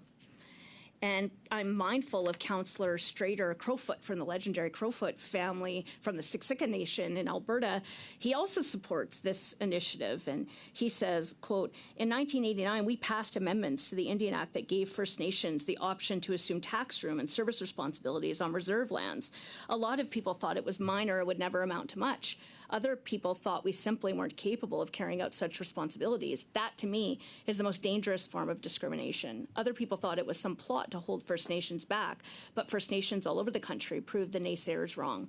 A lot has changed since then, and for the better. I was there in '89, so I know, and I'm proud to be here now. This is going to allow many First Nations who were unable to take advantage of that earlier initiative to become more self-reliant and more self-determining. It's also a major step in acknowledging rights and obligations over our historic lands. Councillor Schrader Crowfoot says I welcome the Leader of the Opposition for supporting this, and I hope every political leader in the country will support this. It's the right thing to do for First Nations and for the country too. And to conclude, Chair, with a couple of other comments by Indigenous leaders who have been involved in the work of developing this proposal and urge the members of Parliament in this House of Commons to consider supporting it. Chief Darren Blamey from the Homolko First Nation in BC, he says, quote, "It is our responsibility to I want you to act hold as on that quote stewards and so guardians." you can get it in. So just hold it, please. We have a point of order from Ms. Jones. Ms. Jones, go ahead on the point of order. Thank you, Mr. Speaker. I'm wondering if Ms. Stubbs might want to outline her position on ONDRIP as well in bringing forward this motion. They're connected in terms of upholding the rights of Indigenous people, and I understand they had voted against ONDRIP, so I'd like to know what her views are on that. Thank you, Ms. Jones, for your point of order. That is a very important consideration, although it is a part of debate, and so I would just ask all colleagues to use a point of order for procedural relevance, although I would like to point of order about that as well. Thank you, and we have a point of order from Mr. Angus. Mr. Angus, go ahead. I'll repeat what I said in the previous session when our witnesses who brought such expertise were so disrespected and not allowed to participate, that we ask our witnesses to be excused so they don't have to put up with this gong show. I would like to ask them if they would send us in writing or any thoughts that would help legislation. Bill C-49 is very serious legislation for people of Newfoundland, Labrador, and Nova Scotia. The Conservatives are determined to block it, but it is our witnesses should not have to put up with this. They have better things to do. They are experts in their fields, and I apologize to them that they're witnessing this, but I'd ask if they would send us anything that we can use so that when we get this committee back on track, we can use their testimony. And again, I'd just simply like to apologize Mr. for Angus, this embarrassment. Thank you on your point of order. We are scheduled. I am hoping we will get to the witnesses at some point to get an opening statement, but we may not. And witnesses can provide a statement in addition to your opening statements. So my apologies to all the witnesses who are waiting patiently to provide your opening statements. I do hope we'll get there, but it's not up to me. It's up to the colleagues who have a motion on the floor. So I will go to the point of order, Mr. Patzer. Mr. Patzer, you had a point of order. Yeah, thank you, Mr. Chair. As is a recurring theme with this committee, Mr. Chair, I would ask you to remind Mr. Angus to be judicious in his words, because I'm not too sure what he meant by a gong show. Is he calling the First Nations resource charge a gong show? Or was he referring to my colleague as a gong show? Either which way, that is a completely ridiculous and absurd thing for him to say, and I would hope that he would reconsider his words that he chooses next time. Thank you. Thank you for your intervention on the point of order, Mr. Patzer. I would ask all colleagues just to use, so we have a good working environment here to make sure that we, use language that is appropriate with dealing with others, and not use language that targets or misinterprets anything anybody else says. So on that, I will go back to Ms. Stubbs. If we do get, Ms. Stubbs does witnesses finish up, or we do get unanimous consent to allow you to proceed first, we will get there. If not, we will proceed back to Ms. Stubbs on her motion. Thanks, Chair. And of course, the sooner people stop interrupting me, the faster I will have been able to amplify and share the voices of the Indigenous people who want this initiative to the benefit of Indigenous communities and all Canadians right across the country, as well as to the benefit of the future of responsible resource development in Canada, which is so integral to our economy. Chief Darren Blamey of the Homolko First Nation, BC, he said before I was interrupted, it is he said, quote, "It is our responsibility to act as stewards and guardians of our lands and waters in a balanced way. Our connection to the lands and waters run deep, but we also know the importance of economic opportunity. Jamalco has projects and businesses that work towards this balance, whether it's forestry, tourism, or fishing. There's a proposed $10 billion hydroelectric dam in our territory. The resource charge doesn't mean we won't say no to bad projects where the costs to us are too high. It could mean, however, that good projects happen faster. That's what we all want. We want to continue to open up good quality economic opportunities and participate meaningfully in projects in our territories." Grand Chief Mike Laborde of the Whispering Pines First Nation in BC, who's been a very outspoken leader about the importance of energy development to Indigenous communities, including fighting for the pipelines that have been killed or delayed by this Liberal government. He said, quote, "The resource charge is a First Nations-led initiative. Whispering Pines and many other First Nations want to be in the business of doing business. We don't want to be in the business of negotiating how we should do business. The First Nations resource charges means less time negotiating and more time raising our quality of life to national standards." Councillor Thomas Blank from the Tecumseh in BC, we had a wonderful conversation in Vancouver on Thursday. He said, Tecumseh has led First Nation tax initiatives for the last 50 years. The First Nations resource charge builds on what made our previous tax proposals work. What if instead of the federal government collecting money and then negotiating with First Nations how much they get and how they spend it, we just let First Nations collect it and make their own decisions? It worked for urban First Nations, like one of their communities with property tax and property transfer tax. He said, "We know not all First Nations have a location advantage, but many have resource development opportunities on their territories." He says, "Let's make it work for rural First Nations with the First Nations resource charge." And Jean-Claude Therrien-Panette from an Innu community he says, quote, "We recently participated in a conference on the initiation of the First Nations resource charge organized by the First Nations Tax Commission. This initiative makes sense for us. We have many industries on our traditional territories. Gone are the days when we simply received offers of low-paying jobs. We expect to receive a share of tax benefits and charges, as do other governments." He said that's why we support the resource tax proposal. And let me just close with the comments by Dale Swampy, the president of the National Coalition of Chiefs. He says, quote, "We think it is the First Nations that should be leading the development of Canada's natural resources to show how these partnerships with industry can ensure environmental protection and sustainable practices. More First Nations support the natural resource sector, like oil and gas, than oppose it."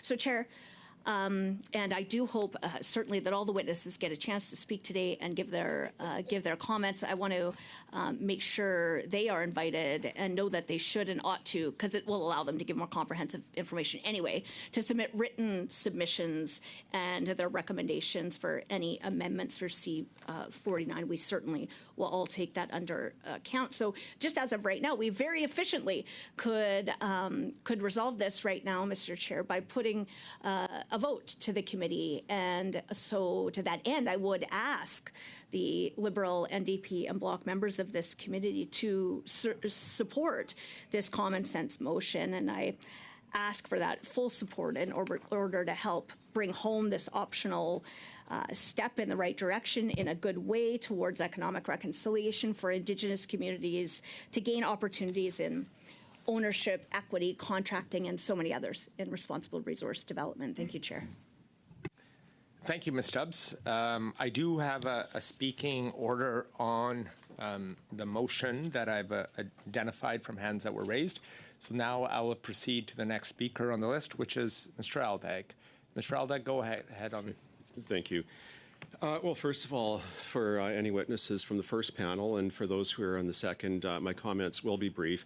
But I would like to begin by apologizing for this diatribe that we've all been subjected to by the lack of common courtesy conservatives. It is astounding that every time we have credible witnesses here that this is the type of filibustering that we are subjected to. I would like to make a few comments on the content of the motion. And I would point out, first of all, that our government, the Liberal government, is intent on advancing reconciliation and supporting Indigenous peoples in participating in and benefiting from natural resource projects, especially those on Indigenous territories, and that this remains a top priority for our government. We believe that it is fully important to move forward with the full engagement of Indigenous communities, including meaningful consultation. I'm very concerned that the Conservatives are trying to advance this motion. I'm curious what kind of consultation went into it.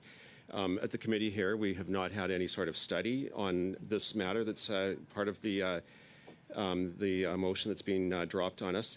We've had no witnesses. There's been no report produced by this committee. Reconciliation is an important issue that deserves fulsome and meaningful consultation and discussion with those directly impacted. And in this case, it's with Indigenous communities across Canada. I would note that the First Nations resource charge is not defined, and that's a problem. And there's no mention of Inuit or Métis communities. And so it's concerning that the Conservatives would omit those very important groups from this motion. I find it also very concerning that this filibustering on a very important study comes the first day back after we had the first round of debate in the House on the First Nations Clean Water Act. And we had a Saskatchewan Conservative MP, Kevin Waugh, who made extremely offensive comments and allegations during his party's first intervention on that legislation that First Nations were burning down their own water treatment plants and that they weren't educated enough to operate them. This is a completely baseless and offensive claim, but it's not surprising because the leader of the official opposition himself has said that residential school survivors need a stronger work ethic.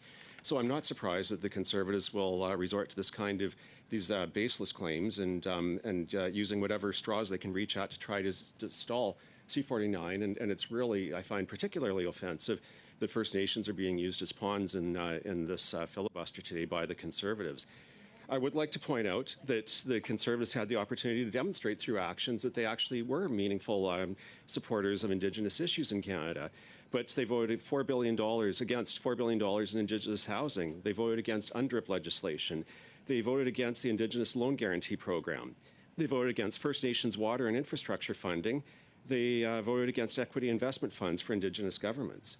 And so it's very concerning that this is the kind of actions that we see when, although it's frankly quite unsurprising that these are the actions. But I really do believe that we have important discussions we'd like to hear today, and so I would like to, at this point, move to adjourn debate.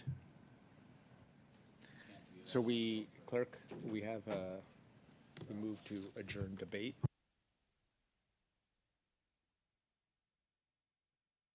Please go ahead. Mr. Chair, do you not have to exhaust the list first?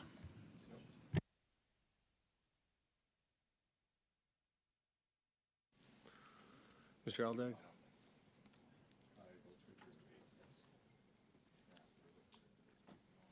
Mr. Kellaway? Yes, adjourn debate. Ms. Jones? I vote yes to adjourn debate. Madame Lapointe? Oui. Mr. Shobar? Oui. Mr. Falk? No. Mr. Patzer? No. Mr. Small? No. Ms. Stubbs? No. Mr. Simard? Oui. Mr. Angus? Oui. 7 yeas, 4 nays.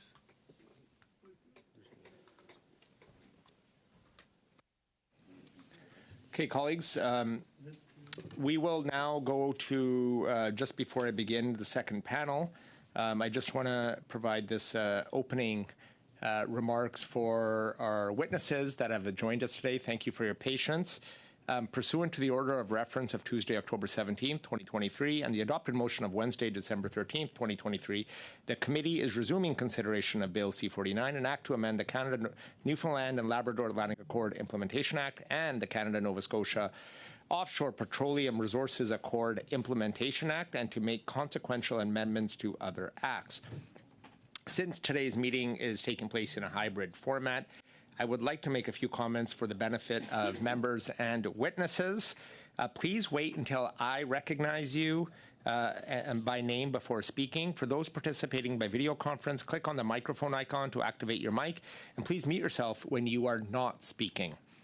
Interpretation for those on Zoom, you have the choice at the bottom of your screen of either Floor, English, or French. For those in the room, you can use the earpiece and the selected desired channel. A reminder that all comments should be addressed through the chair. Additionally, screenshots or taking photos of your screen is not permitted. In accordance with our routine motion, I am informing the committee that all remote participants have completed the required connection tests in advance of the meeting. And with us today for the second panel, we have Chess Crosby as an individual. We have from the Canadian Association of Petroleum Producers, Mr. Paul Barnes, Director at Atlantic Canada and Arctic. We have from Long Island Commercial Fishing Association, Bonnie Brady, Executive Director by video conference. And the Maritime Fishers Union, we have Ruth Innes, Fisheries Advisor by video conference, and Dwayne Boudreau, Fish Harvester by video conference. I will now proceed to the opening statements. For 5 minutes, we will start with Chess Crosby. The floor is yours, sir. I thank the chair for the opportunity to express my concerns about Bill C-49. I oppose the bill, both as a citizen of Canada and as a resident of Newfoundland and Labrador, because it is a death blow to my province's ability to remain a contributing member of Canada. Honourable members, in my respectful submission, Bill C-49 deserves to be known as the No More Offshore Act. I'm a longtime member of the Bar of Newfoundland and Labrador and a sometime leader of the Legislative Opposition. Now a non-practicing member of the Bar and retired from elected life, I'm involved in pro bono work for organizations like the National Citizens Inquiry. My interest in Bill C-49, the No More Offshore Act, is not that of an industry spokesperson, or of a fisher whose livelihood is affected, or of a proponent or business person who hopes to profit. My interest is solely that of a citizen who wants a better Newfoundland and Labrador, and thereby a better Canada. In 1985, Prime Minister Mulroney and Premier Peckford came together over a deal enshrined in mirror federal and provincial legislation to make Newfoundland and Labrador the principal beneficiary of the oil and gas resources of the subsea areas of our provincial shores to the 200-mile limit. This historic accommodation enabled Premier Peckford to proclaim that have not will be no more. This was the historic meaning of the Atlantic Accord. Have not will be no more. The proposed change of title from Canada, Newfoundland, Labrador Atlantic Accord Implementation Act to Atlantic Accord Implementation and Offshore Renewable Energy Act tells us that a radical transformation of the Atlantic Accord, the mainstay of jobs and prosperity in Newfoundland and Labrador for 30 years, is about to occur. This radical transformation creates uncertainty about the viability of exploration permits and fishing rights over huge areas of the offshore, and uncertainty even as to the availability of compensation for expropriation it enables. As all know, uncertainty kills investment, prosperity, and jobs. Uncertainty creates impoverishment. This bill ensures that have not will return, and have not will return to stay, because offshore natural resource development is drill bits in bedrock, but offshore wind to hydrogen, heavily subsidized by government, is pie in the sky. Have not will return because Section 56 of the bill imposes a reign of fear of the unknown. on traditional energy developers, which will inevitably drive them away, along with the jobs and tax revenues they generate. It has already driven them away. In 2023, these energy developers decided not to make a single bid for exploration, zero. Have not, will return, because Section 8 of the bill says the Atlantic Accord does not apply to offshore renewable energy resources, which means the principal beneficiary status of Newfoundland and Labrador, my home province, will not apply either. The current federal government embraces a radical anti-carbon ideology to the exclusion of economics, so it may consider that killing the Newfoundland and Labrador offshore resource industry and the 25% of the provincial economy it generates is acceptable collateral damage. It may consider that ousting commercial fishermen from thousands of square kilometers of traditional fishing grounds is acceptable collateral damage. More perplexing is the response of Newfoundland and Labrador legislators, provincial and those federal members not bound by cabinet solidarity. Only they can explain why they fail to defend the Atlantic Accord and the jobs and prosperity it brings and could yet bring. Only they can explain to fishers why they fail to protect their livelihoods. Only they can explain why have not will be no more, will be have not will be again. Thank you, Mr. Crosby, for your opening statement. Thank you. We'll now proceed to Mr. Paul Barnes, Director from the Canadian Association of Petroleum Producers. Mr. Barnes, you have 5 minutes, and I just want to remind everybody, I'll try not to interrupt you. Yellow is a 30-second warning. Red is time's up. Mr. Barnes, go ahead. The floor is yours. Great. Great. Thank you for the opportunity to appear before you today to provide comments related to Bill C-49. As the chair mentioned, my name is Paul Barnes, and I am Director, Atlantic Canada and Arctic with the Canadian Association of Petroleum Producers, or CAP, and I'm based in St. John's, Newfoundland and Labrador.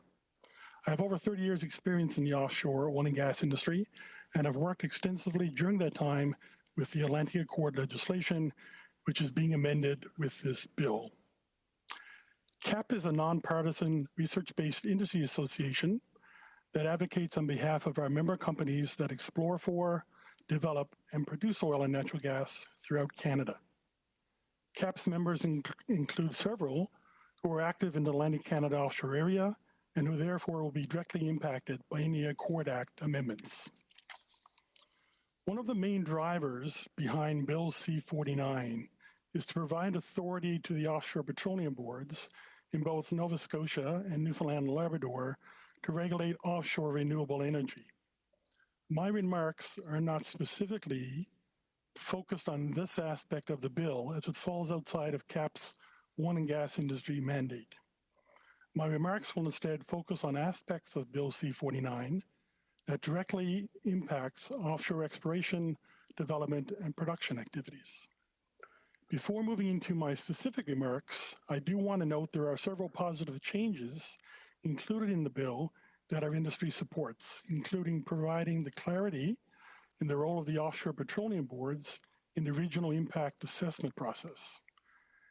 Natural Resources Canada staff have also been extremely helpful in providing clarity to CAP and our members on aspects of the bill that we highlighted in the letter to Minister Wilkinson in August of 2023, and which we provided a copy to the committee on February 2nd, 2024. To begin, Clause 36 of the bill introduces a significant change for the oil and gas industry, the move to a 25-year fixed-term significant discovery license on future licenses. CAP recognizes the desire of the governments to find new ways to encourage development of discoveries in a timely manner, but cautions that moving to a fixed term without adequate flexibility to extend the term could have unintended consequences. Atlantic Canada offshore is one of the most challenging operating environments in the world, and current projects have taken up to 30 years to develop. There may be unique cases in the future where more than 25 years is necessary to move from exploration to production.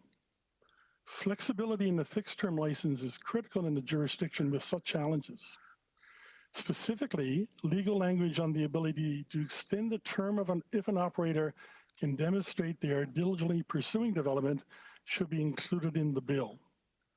Should governments move towards a fixed-term license, CAP suggests they direct the offshore boards to remove escalating rentals in the terms and conditions of the license. Clause 28 of the bill, which proposes to amend Section 56 of the Accord Act, relates to the prohibition of oil and gas activities in a marine protection, environmental, or wildlife conservation area. CAP and our members had concern with this section when we wrote our original submission to the NRCan minister in August of 2023. And as it was viewed as expanding the prohibition of oil and gas activities to other conservation or protection areas outside of the Oceans Act marine protected areas or national marine conservation areas. However, following discussions with NRCan staff and provincial government of Newfoundland staff, we now better interpret the intent of this section and the role of both the federal and provincial natural resources ministers if there's to be any prohibition of oil and gas activities in any area. Clause 71 of the bill allows government to make regulations to regulate access to offshore infrastructure, including to enforce tolls and tariffs. It is CAP's view that in such a small operating basin in Newfoundland and Labrador, where all current offshore oil and gas activity is focused, access to infrastructure is not an issue that requires additional regulation, nor should it be included in this bill. Offshore facility owners are open to consideration of adding production from others that wish to access their facilities. If a facility has extra capacity, allowing others to have access to it can reduce cost and extend the commercial life of a project, provided, however, that those others share the responsibility of all related costs and liabilities, plus provide a fair return on risk investment. Access to infrastructure is a commercial issue and is best left between facility owners and those wanting to access the facility to manage and negotiate. Moving towards a system whereby governments can regulate access and enforce tolls and tariffs adds uncertainty in an environment where there are a limited number of projects and where facility owners are open to negotiation and directly with others. As I see I'm coming out close to the end of my time, we will provide specific written remarks to elaborate on a couple of other issues that I wanted to bring to the committee's attention. Thank you. Thank you, Mr. Burns. We will now proceed to Bonnie Brady from the Long Island Commercial Fishing Association for 5 minutes. The floor is yours. Thank you very much. Ladies and gentlemen of the committee, thank you for allowing me to join you virtually to offer my experience from the U.S. as you discuss Bill C-49. My name is Bonnie Brady. I am the Executive Director of the Long Island Commercial Fishing Association, which represents all gear types of commercial fishermen on Long Island in New York. In 2003, we became involved with offshore wind when 100 offshore turbines were slated for our state waters. That project was killed when the real cost of the project to ratepayers was revealed in 2006. I am here to join the chorus of warnings about offshore wind. No matter what you have been told for Canada to be the new Saudi Arabia of wind, there are far more threats from offshore wind lurking ahead to commercial fishing and its coastal communities, your domestic seafood production and infrastructure, mariner safety, national security, and the ocean itself. I implore you to not move rapidly without being aware of the pitfalls. To begin, you must protect commercial fishing, fisheries, and benthic habitat by removing fishing grounds from offshore wind lease areas, including where cables are placed. Without having specific language within your fisheries law, and perhaps also in C-49, you may be unwittingly signing an economic death warrant for fishing communities, and possibly the ocean's productivity itself. The Bureau of Energy Management has had minimal to no contact with commercial fishing experts in the siting process here in the U.S., only including them after project design is locked in via state purchase power agreements. Best management practices is a mirage. Consolidation of federal decision-making power under BOEM means that other agencies have been ignored, considering fisheries at the last stages of its federal review. By then, alternatives are severely limited by developer state decisions, even though the lease is in federal waters. And our NOAA Fisheries, which is our main regulator, like your DFO, is not a lead agency, and as such, they cannot say no to a project. BOEM has full authority. Federal agencies are instead deferring to multinational or foreign government-owned energy companies, advertising the permanent installation of turbines as solely a good thing for our oceans, prioritizing build-out goals at the expense of our nation's wild-caught seafood security. By losing access to fishing grounds for multiple fisheries and direct access to ports throughout our coastlines, our entire commercial fishing industry and its infrastructure will be gutted. Of late, we've seen procurement agreements canceled, but with new mandates and rebidding right around the corner, development is all but guaranteed, shutting out our ways to protect our industry and the environment. As Ms. Lapp mentioned, our only recourse is to sue. The U.S. has no language to protect or compensate commercial fishermen for the taking of their fishing grounds for offshore wind, unlike Denmark, whose law states that, quote, no obstacles may be placed in the way of lawfully practiced fishing, end quote. They will tell you compensation was only because in Denmark they closed wind lease areas to fishing, and here you won't be prevented. What they won't tell you is it's dangerous to enter wind farms because marine radar will not work. Fishermen from Thanet, England told us the same in 2014. Their 10-meter boats are now forced to travel around the Ørsted-built offshore wind farm to cod grounds, much farther from port because the cod are no longer in the lease area. In 2016, we began telling U.S. regulators about false ghost targets on radar, using the example of the Block Island Wind Farm, a small 5-turbine, 6-megawatt site off of Rhode Island. We were ignored. In the spring of 22, the National Academy of Sciences corroborated fishermen's longstanding radar interference concerns. As Ms. Lapp had mentioned earlier testimony, Rhode Island lost the fishing vessel Mistress and 2 of its 3 crew on the early hours of New Year's Day in 2019. The Coast Guard report described clearly the Sikorsky Jayhawk helicopter sent to look for survivors returned to base after arriving offshore as they were, quote, unable to conduct search due to high winds, low visibility, hazards, in parentheses, windmills, and low ceiling, end quote. For 5 turbines far smaller than the more than 3,000 plus U.S. offshore wind turbine planned assault on the Atlantic Ocean. In 2020, the Offshore Wind Turbine Radar Mitigation Workshop webinars made it clear a 1-foot error in ocean current height based on high-frequency radar will become a 24-kilometer error in the search zone for a lost soul. The entire search and rescue operation, SAROPS model used to predict search zones will be rendered useless.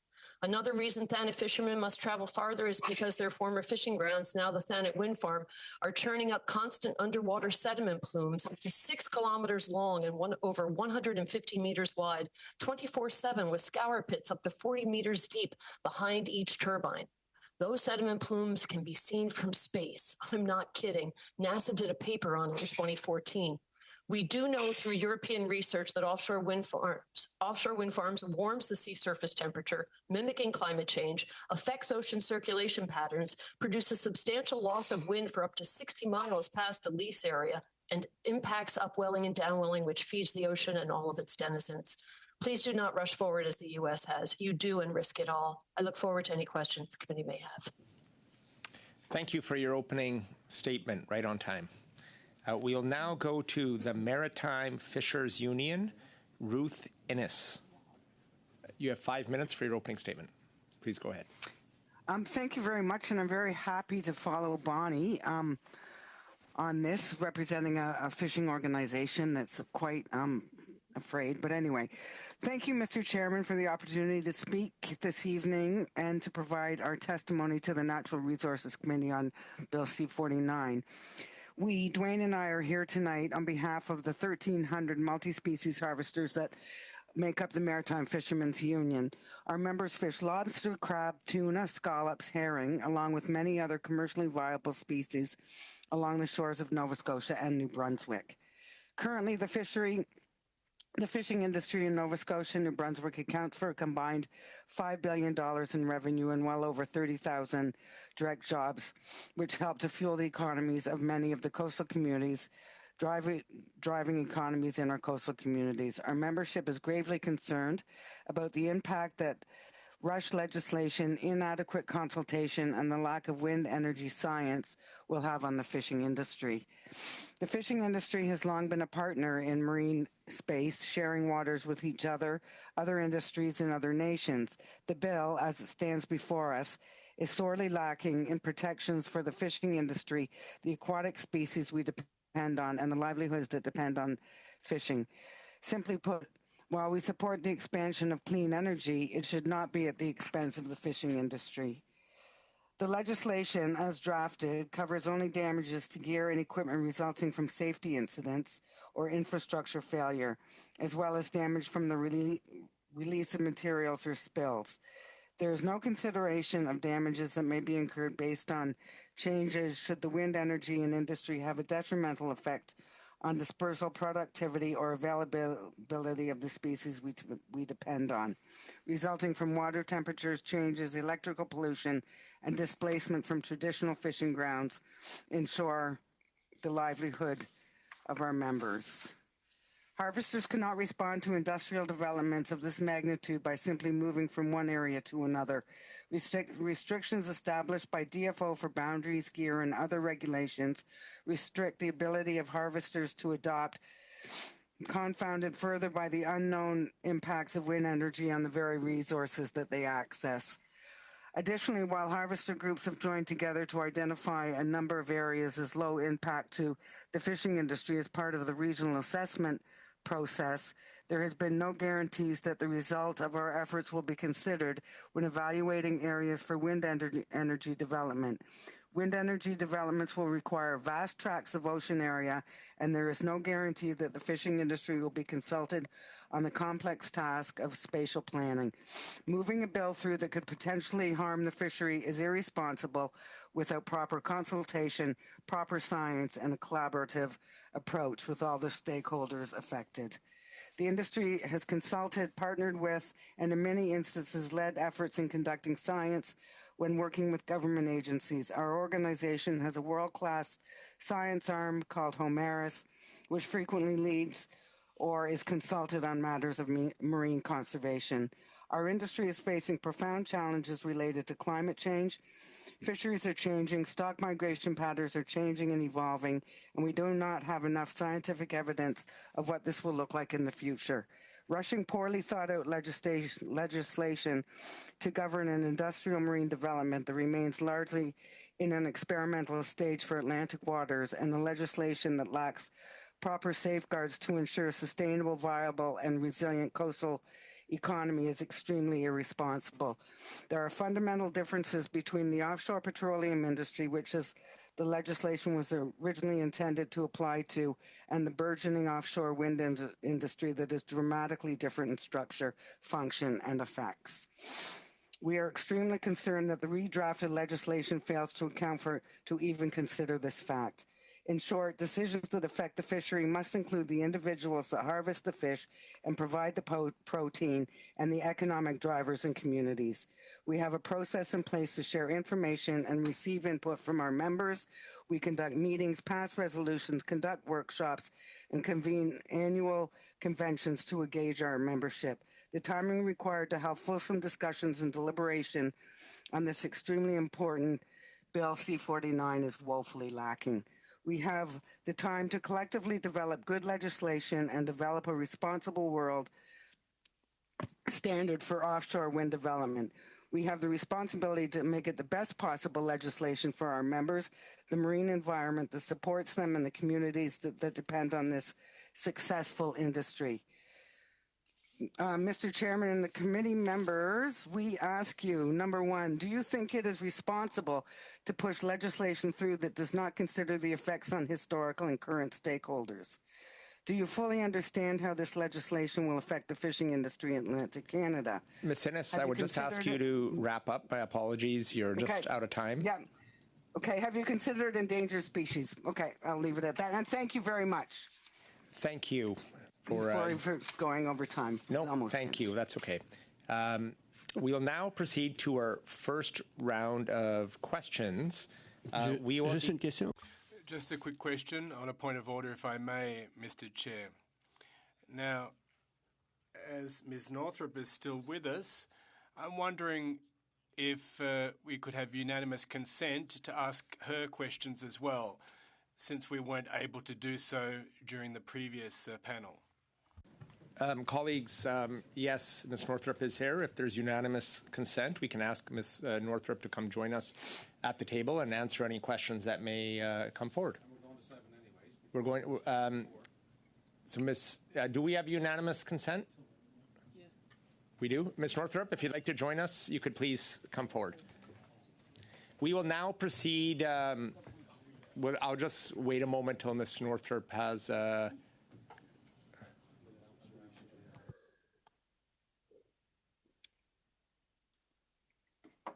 Thank you, Ms. Northrup. We'll now proceed with our first round of question with Mr. Small. Mr. Small, you have 6 minutes. Thank you, Mr. Chair, and I'd like to thank the witnesses for coming out to take part in our very important study of this legislation.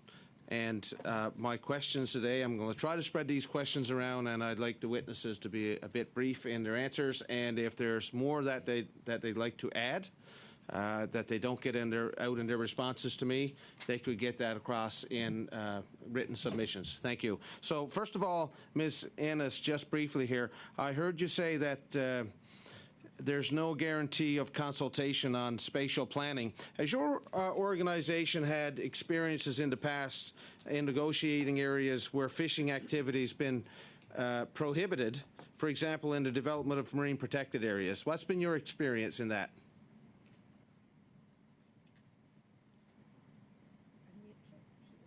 She's muted. Ms. Ennis, you are muted. If you could. My fault. There sorry, you go. sorry. No, that's okay. Go ahead. That was my fault. I should know better. We've had a number of experiences working with spatial planning around MPAs. Years ago, we were strong members of, I don't know if you'll remember, the Eastern Scotian Shelf Integrated Management, ESIM plan. And so on. And the point of, just a sec, sorry, I have a cold. That was a cough drop.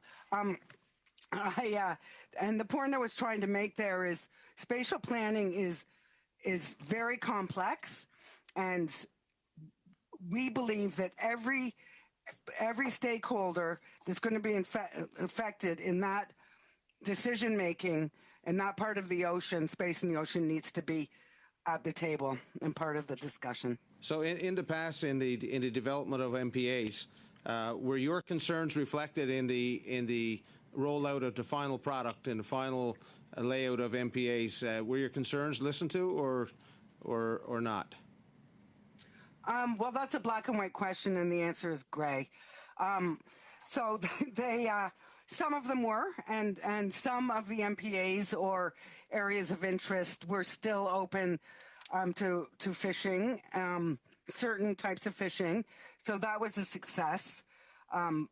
Because without our voice, then I mean, I don't know for sure, but without our voice, I would say they would have been completely closed. So is it fair to say that may be the basis of your concern in this bill, with this bill?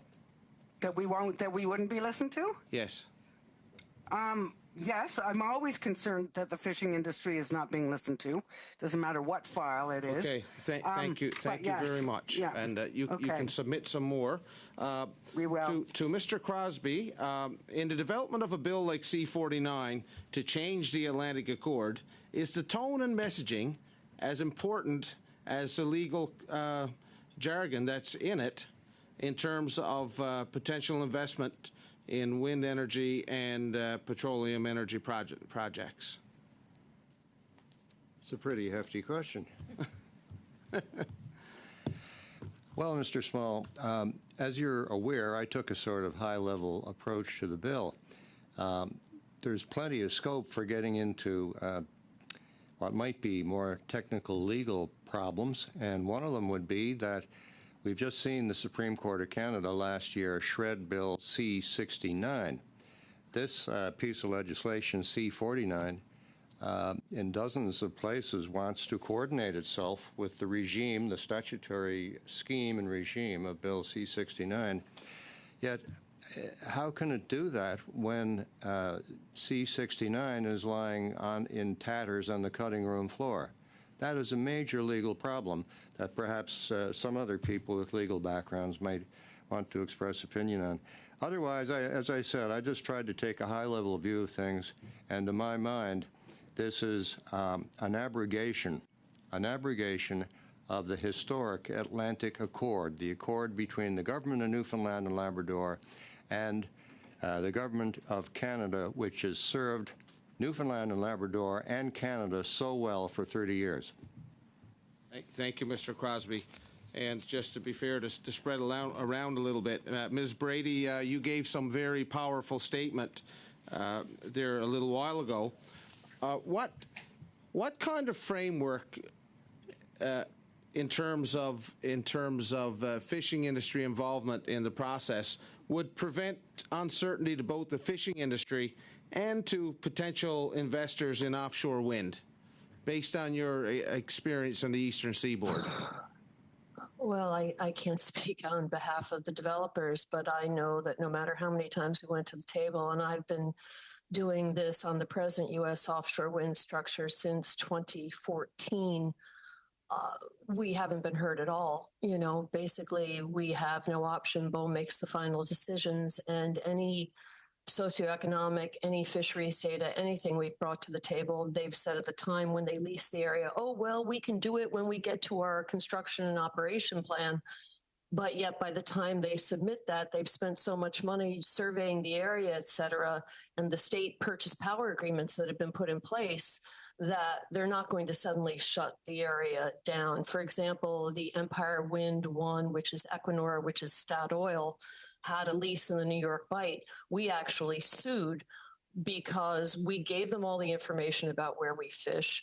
The director's memo had 4 choices for Abby Hopper at the time. It was 2016.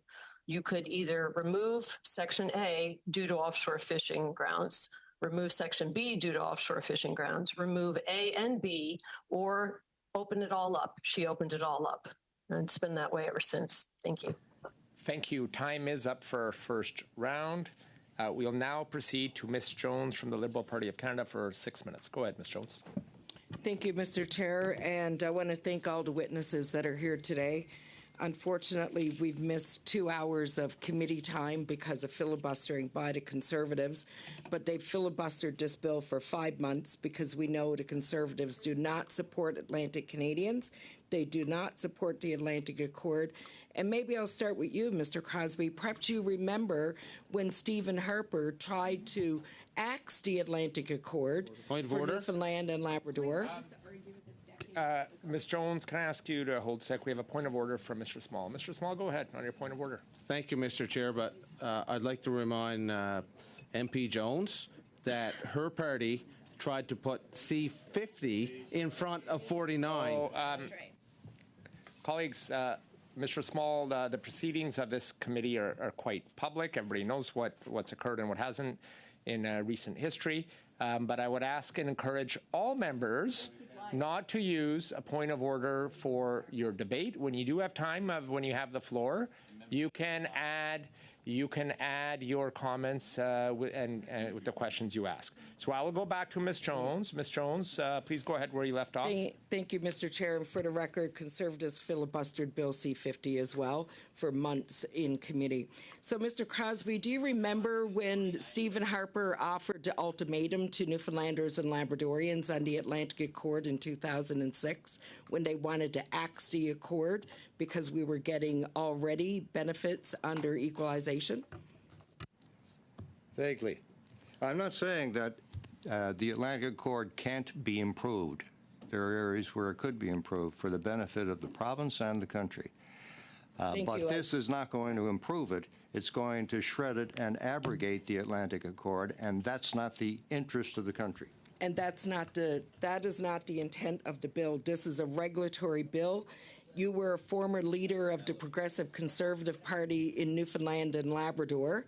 Are you against this bill just because you want to side with the Conservatives in Ottawa and the Poilievre government, like the Stephen Harper government, who's now trying to get rid of any regulatory body around offshore wind or around the Atlantic Accord? It's somewhat of a rhetorical question. I'm against it because I'm a Canadian patriot. You also said in your testimony that you didn't see any benefits in this agreement for Newfoundland and Labrador. Did you see any benefits in the Atlantic Accord for Newfoundland and Labrador under the regulatory body of the CNLOPB? The accord has functioned more or less as intended, with some disputes along the way, which did get resolved. I think you referred earlier to the one between Prime Minister Harper and Premier Williams. That's not to say it can't be improved. I don't argue with that. This is not an improvement. This is an abrogation. Mr. Speaker, I'd just like to note for the record that the MOU between Newfoundland and Labrador and Canada has been signed. I just want witnesses to know that. I also want them to understand that this is a regulatory bill, and this bill does not openly sanction any offshore wind development without going through the proper environmental processes. I'm not sure if the three witnesses we've had today from the United States understands how that process works in Canada. Obviously, it's much different than it works in their province or in their states. So I want to note that for the record. I'd now like to turn my questioning to the Canada Offshore Petroleum Board. We heard testimony from Mr. Small in the committee that the CAPP may be opposed to this legislation. I didn't hear that in your testimony. Could you clarify for us where CAP stands on Bill C-49? Sure. Sure. Thank you. As I mentioned in my comments, most of this bill is directed towards the renewable sector side of the industry. So we're not opposed to the bill. We have some sections of the bill, some clauses of the bill that we'd like to propose some improvements or amendments to make the bill even clearer and predictable for our industry. And that's what we plan to do, not only through my testimony today, but in a written submission, which we'll provide in a few days. Thank you very much. I'd like to ask the witnesses that testified from the United States. I don't know which one you are right now on the screen. I'm sorry. Okay, thank you for waving.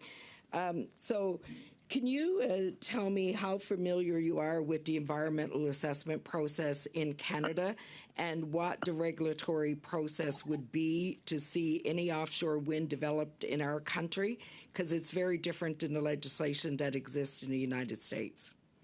Well, I do know when you were speaking about that before that for all of the wind lease areas, they only do an environmental assessment and they only do an individual assessment. They don't do any sort of cumulative study. That's different from the environmental impact statement that goes through a full EIS process with a draft and comments and all throughout, and involves something we call the NEPA Act, which is the National Environment Protection Act. So they do the leases with only an EA, with only basically the idea of we're going to put a buoy out there and we're going to do some work here and we'll let you know. So there's no point in the process as fishermen where we can say, wait a minute, these are active grounds. BOEM is the lead on any of this regulatory environment. So even if National Marine Fisheries Service themselves said, don't do this here because it's important, it's essential fish habitat or whatever, they would not allow it. Thank you. Thank you. So obviously it's a different environmental assessment process that we go through. I think Ms. Northrup mentioned this in her testimony, and how different planning and procedure pieces could be better informed through the legislation or at different stages of the project. I'd like to go to you, Ms. Northrup, to field that out for us in terms of how that can appear in the bill. We know you support the legislation, but we want to make it as good as we possibly can to service the people of Atlantic Canada. Ms. Northrup, I'd ask you to be very brief because our time is at the end of the questioning, but I know, very brief, please.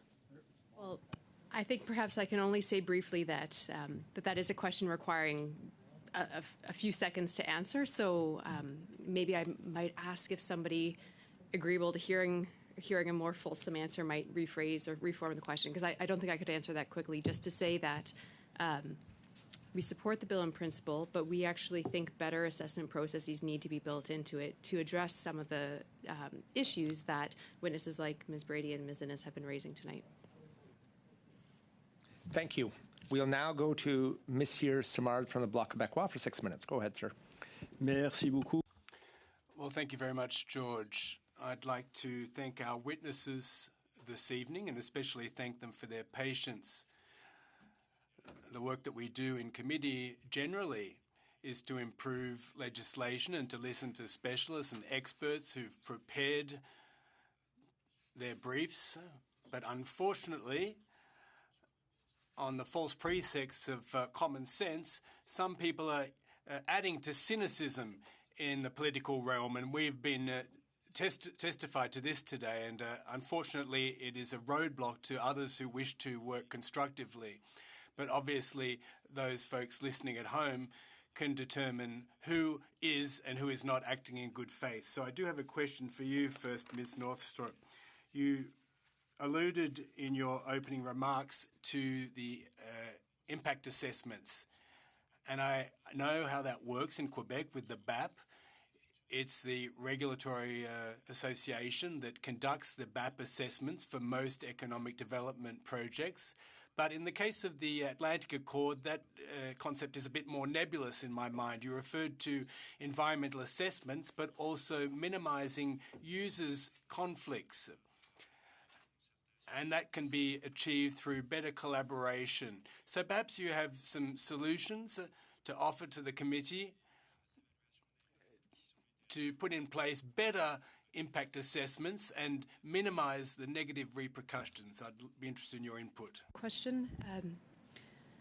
What I would say in response, and I think this picks up on a comment that Ms. Brady was making a few moments ago, that really there is a need for both high-level assessment and project-specific assessment consistently, and thorough assessment at the high level that takes into account not only necessary assessment like cumulative effects assessment, which is more easily done at the high level, more efficiently and meaningfully done at the high level, but also the kind of assessment that allows for a big picture view that can look at competing uses of an area, what exists in an area already, what might be desired or is at least being envisioned to be introduced into the area, but is able to then look and say, can these activities coexist? If not, if there are conflicts, how are we going to make decisions about the best places to balance and to cite? And really, that you need that high-level assessment process being done consistently for every relevant area before you go in and just start doing project-specific impact assessments. But you also then do need the project-specific impact assessment as well, so you can look at the specificities of any site. So that would be our position and what we're recommending be built into this bill. Merci. The earpiece for translation. How do I get that on? I'm sorry to interrupt. Is there a button to push? The clerk will help. Thanks. Oui, bon, merci. D'ailleurs. Well, thank you. And Ms. Northrup, I'd invite you to submit documentation and potentially amendments, if you would. We'd be pleased to receive that. Now, Mr. Crosby, I'm not sure if you can hear me at this point. Can you hear me, Mr. Crosby? Testing, testing, 1, 2, 3. Testing, testing, 1, 2, 3. This is the English interpretation. Testing. Can you hear me, Mr. Crosby? And if you can, I have a quick question for you, if I may. You made an assertion that surprised me a tad. You referred to an anti-carbon radical ideology. Can you hear me? Yes, indeed, an anti-carbon radical ideology. So I have a very straightforward question for you. Do you believe in climate change, sir? Do you believe in climate change, sir? So this is my personal view, my own opinion. The climate changes all the time. Personally, having looked into the whole subject matter, I think that the theory that carbon output caused by humans is causing catastrophic climate change is bogus. So that's my answer. OK. Donc si on suit cette... Well, in that case, if we follow that logic, the energy transition is just all smoke and mirrors. It's a government subsidized, heavily subsidized program to cure a problem that doesn't exist. Merci. Merci beaucoup. Well, thank you. Non, je vais arrêter là. No, I'll stop there. Thank you, Mr. Simard. You had time left on the clock, so that's very generous of you to. Mr. Angus from the New Democratic Party, the floor is yours for 6 minutes. Go ahead, sir. Thank you very much. It's certainly interesting to see conservative witnesses that come forward. Climate change deniers are, I think they fit very well with Mr. Poilievre's caucus. Ms. Northrup, I wanted to speak with you. I noticed, and just putting this in context, that the group of scientists have just warned that after the hottest temperatures in the North Atlantic in memory, the beginning of the year, those numbers were, they said, literally off the charts in terms of temperature. They'd never seen anything like that. How important is it that we get legislation that puts in a renewable energy strategy to deal with the increasing impacts on our oceans while also protecting them? How do we do that? Well, I think it's vital to have legislation come in that will enable a sustainable renewable energy transition, certainly. And it's also vital to have good law in place that allows for meaningful protection of marine environments. So I would just say that, and I think I've made it clear in our comments already tonight that that we do support the government bringing in a bill that's going to open doors to renewable energy development in the marine spaces in Atlantic Canada, but we want to see those processes be good processes that are going to allow for genuine good governance in the space.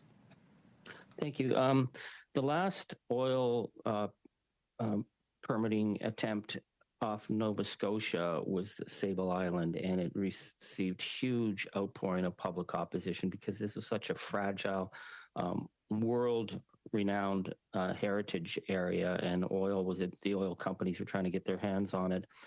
Do you believe that this legislation between the federal government and the provincial government will give the tools necessary to protect marine spaces from either offshore oil and gas or offshore wind? Is there an ability, based on what came out of the Sable Island fiasco?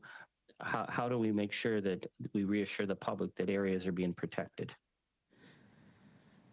So if you're speaking to the Inceptio license that was set aside in the autumn, I mean, those set-aside powers exist already under the Accord Acts as they stand now, and they certainly are important powers, but they're not powers that exist specifically to deal with marine conservation and protection issues. So certainly new powers being brought in through Bill C-49 are important in that regard.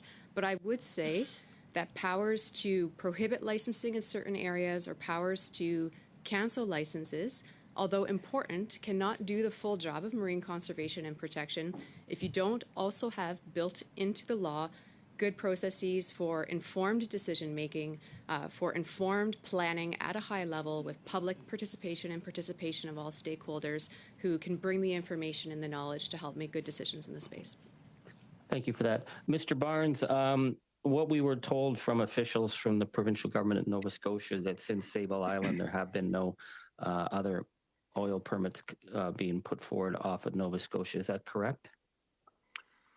I'm assuming that when you say after Sable Island, you mean after the last offshore land sale? Yes. To my knowledge, industry has not put forward any additional land parcels. And Bay du Nord was approved. It's a big thing getting a project approved, 300 million barrels, and yet after the approval, the company walked away. They said the economics wasn't there. What does that mean for your industry? Well, it certainly did cause us concern and still does, because this project, while it's not canceled outright, there is a 3-year delay. And anytime there is a delay when it comes to new developments, especially offshore Newfoundland and Labrador, that means a delay in economic benefits that can come from our industry. So the very reason that there is a delay and the very issue that there is a delay certainly is a concern to us. I see, because, the International Energy Agency's latest report is that they see oil demand dropping 25% in the next 6 years, leading to a potential 80% drop by 2050. So if the markets are shifting that dramatically in 3 years from now, would make it even more difficult. Do you recognize the importance then of Newfoundland, Labrador, Nova Scotia being able to diversify if the IEA analysis is correct, that we're going to need to start to diversify so we're not losing those jobs in Newfoundland, Labrador, and Nova Scotia?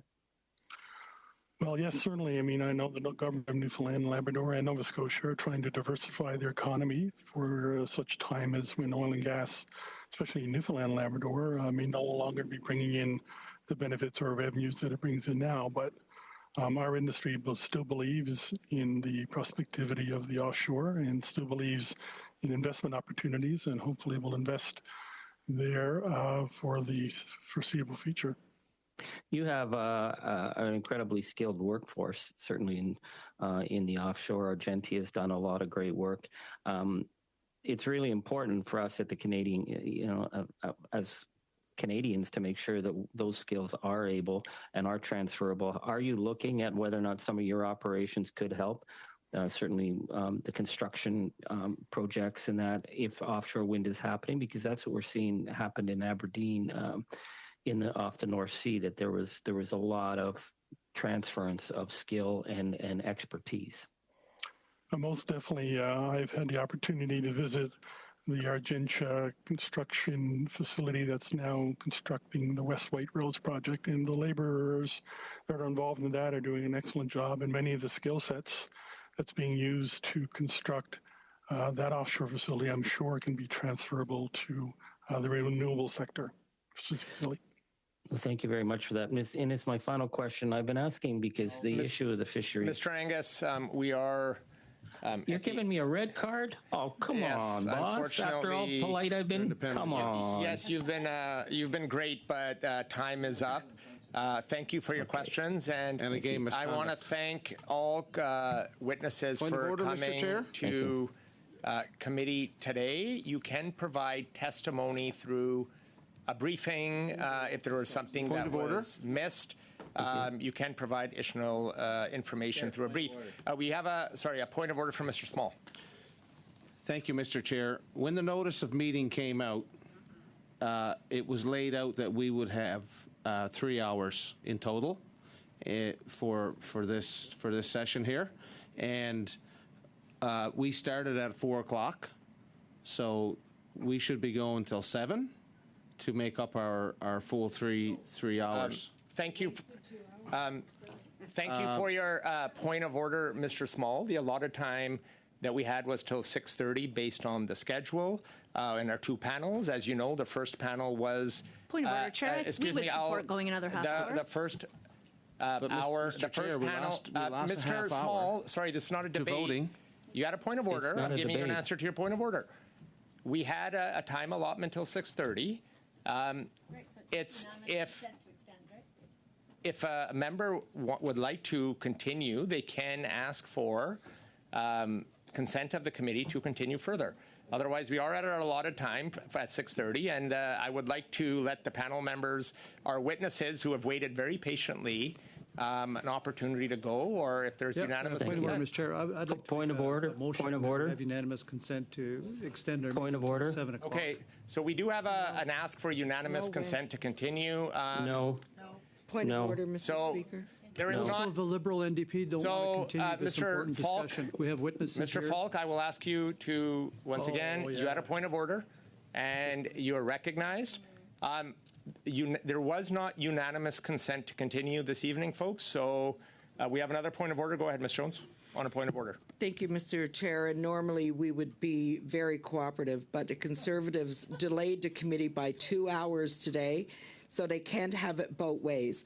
They Mr. Chair, I wouldn't talk about Indigenous-led initiatives as delaying committee. Could you please turn off your mic? I'm speaking. It's so rude, and translators I know, it's horrible when someone does back to you what you did. So, Mr. Chair, my point of order is this, and I wanted to acknowledge for the record, the Conservatives delayed the committee. They held us here in filibusters for 2 hours while witnesses sat in the committee room, sat on the television screen. They did not get an opportunity Point of order, to Chair. participate, and now they want to delay the hearings even further. Probably they have another motion, and maybe they want to filibuster again for 2 hours. Point of order. We had No, a point of the order. answer is Ms. no. Jones, a point of order. Mr. Patzer, procedurally, go ahead on a point of order. Just to clarify, Mr. Chair, we actually offered to extend the meeting, so the one who is actually ending the meeting prematurely would be the Liberals, not the Conservatives. You have And 2 every hours. member of this committee has the right to move a motion, as my colleague did, and she was standing up for Indigenous people to advance the cause of economic reconciliation, which I hope everybody would take seriously around this So- table. And rather than disparage them, I know Charlie called that initiative a gong show earlier, so Mr. I'm just a little Patzer, bit concerned we about ruled the on owner around this table. I'm going to cut you Thank off you, there. Chair. We Could ruled you on this rule point of order before. end this meeting? We've ruled on that This point gong of order before. We were delayed in the first panel, which delayed the second panel. Our time's up. Thank you so much to the witnesses for coming and attending today. Please provide additional briefs if you have anything else to provide to the clerk. Thank you and have a good evening. Meeting adjourned.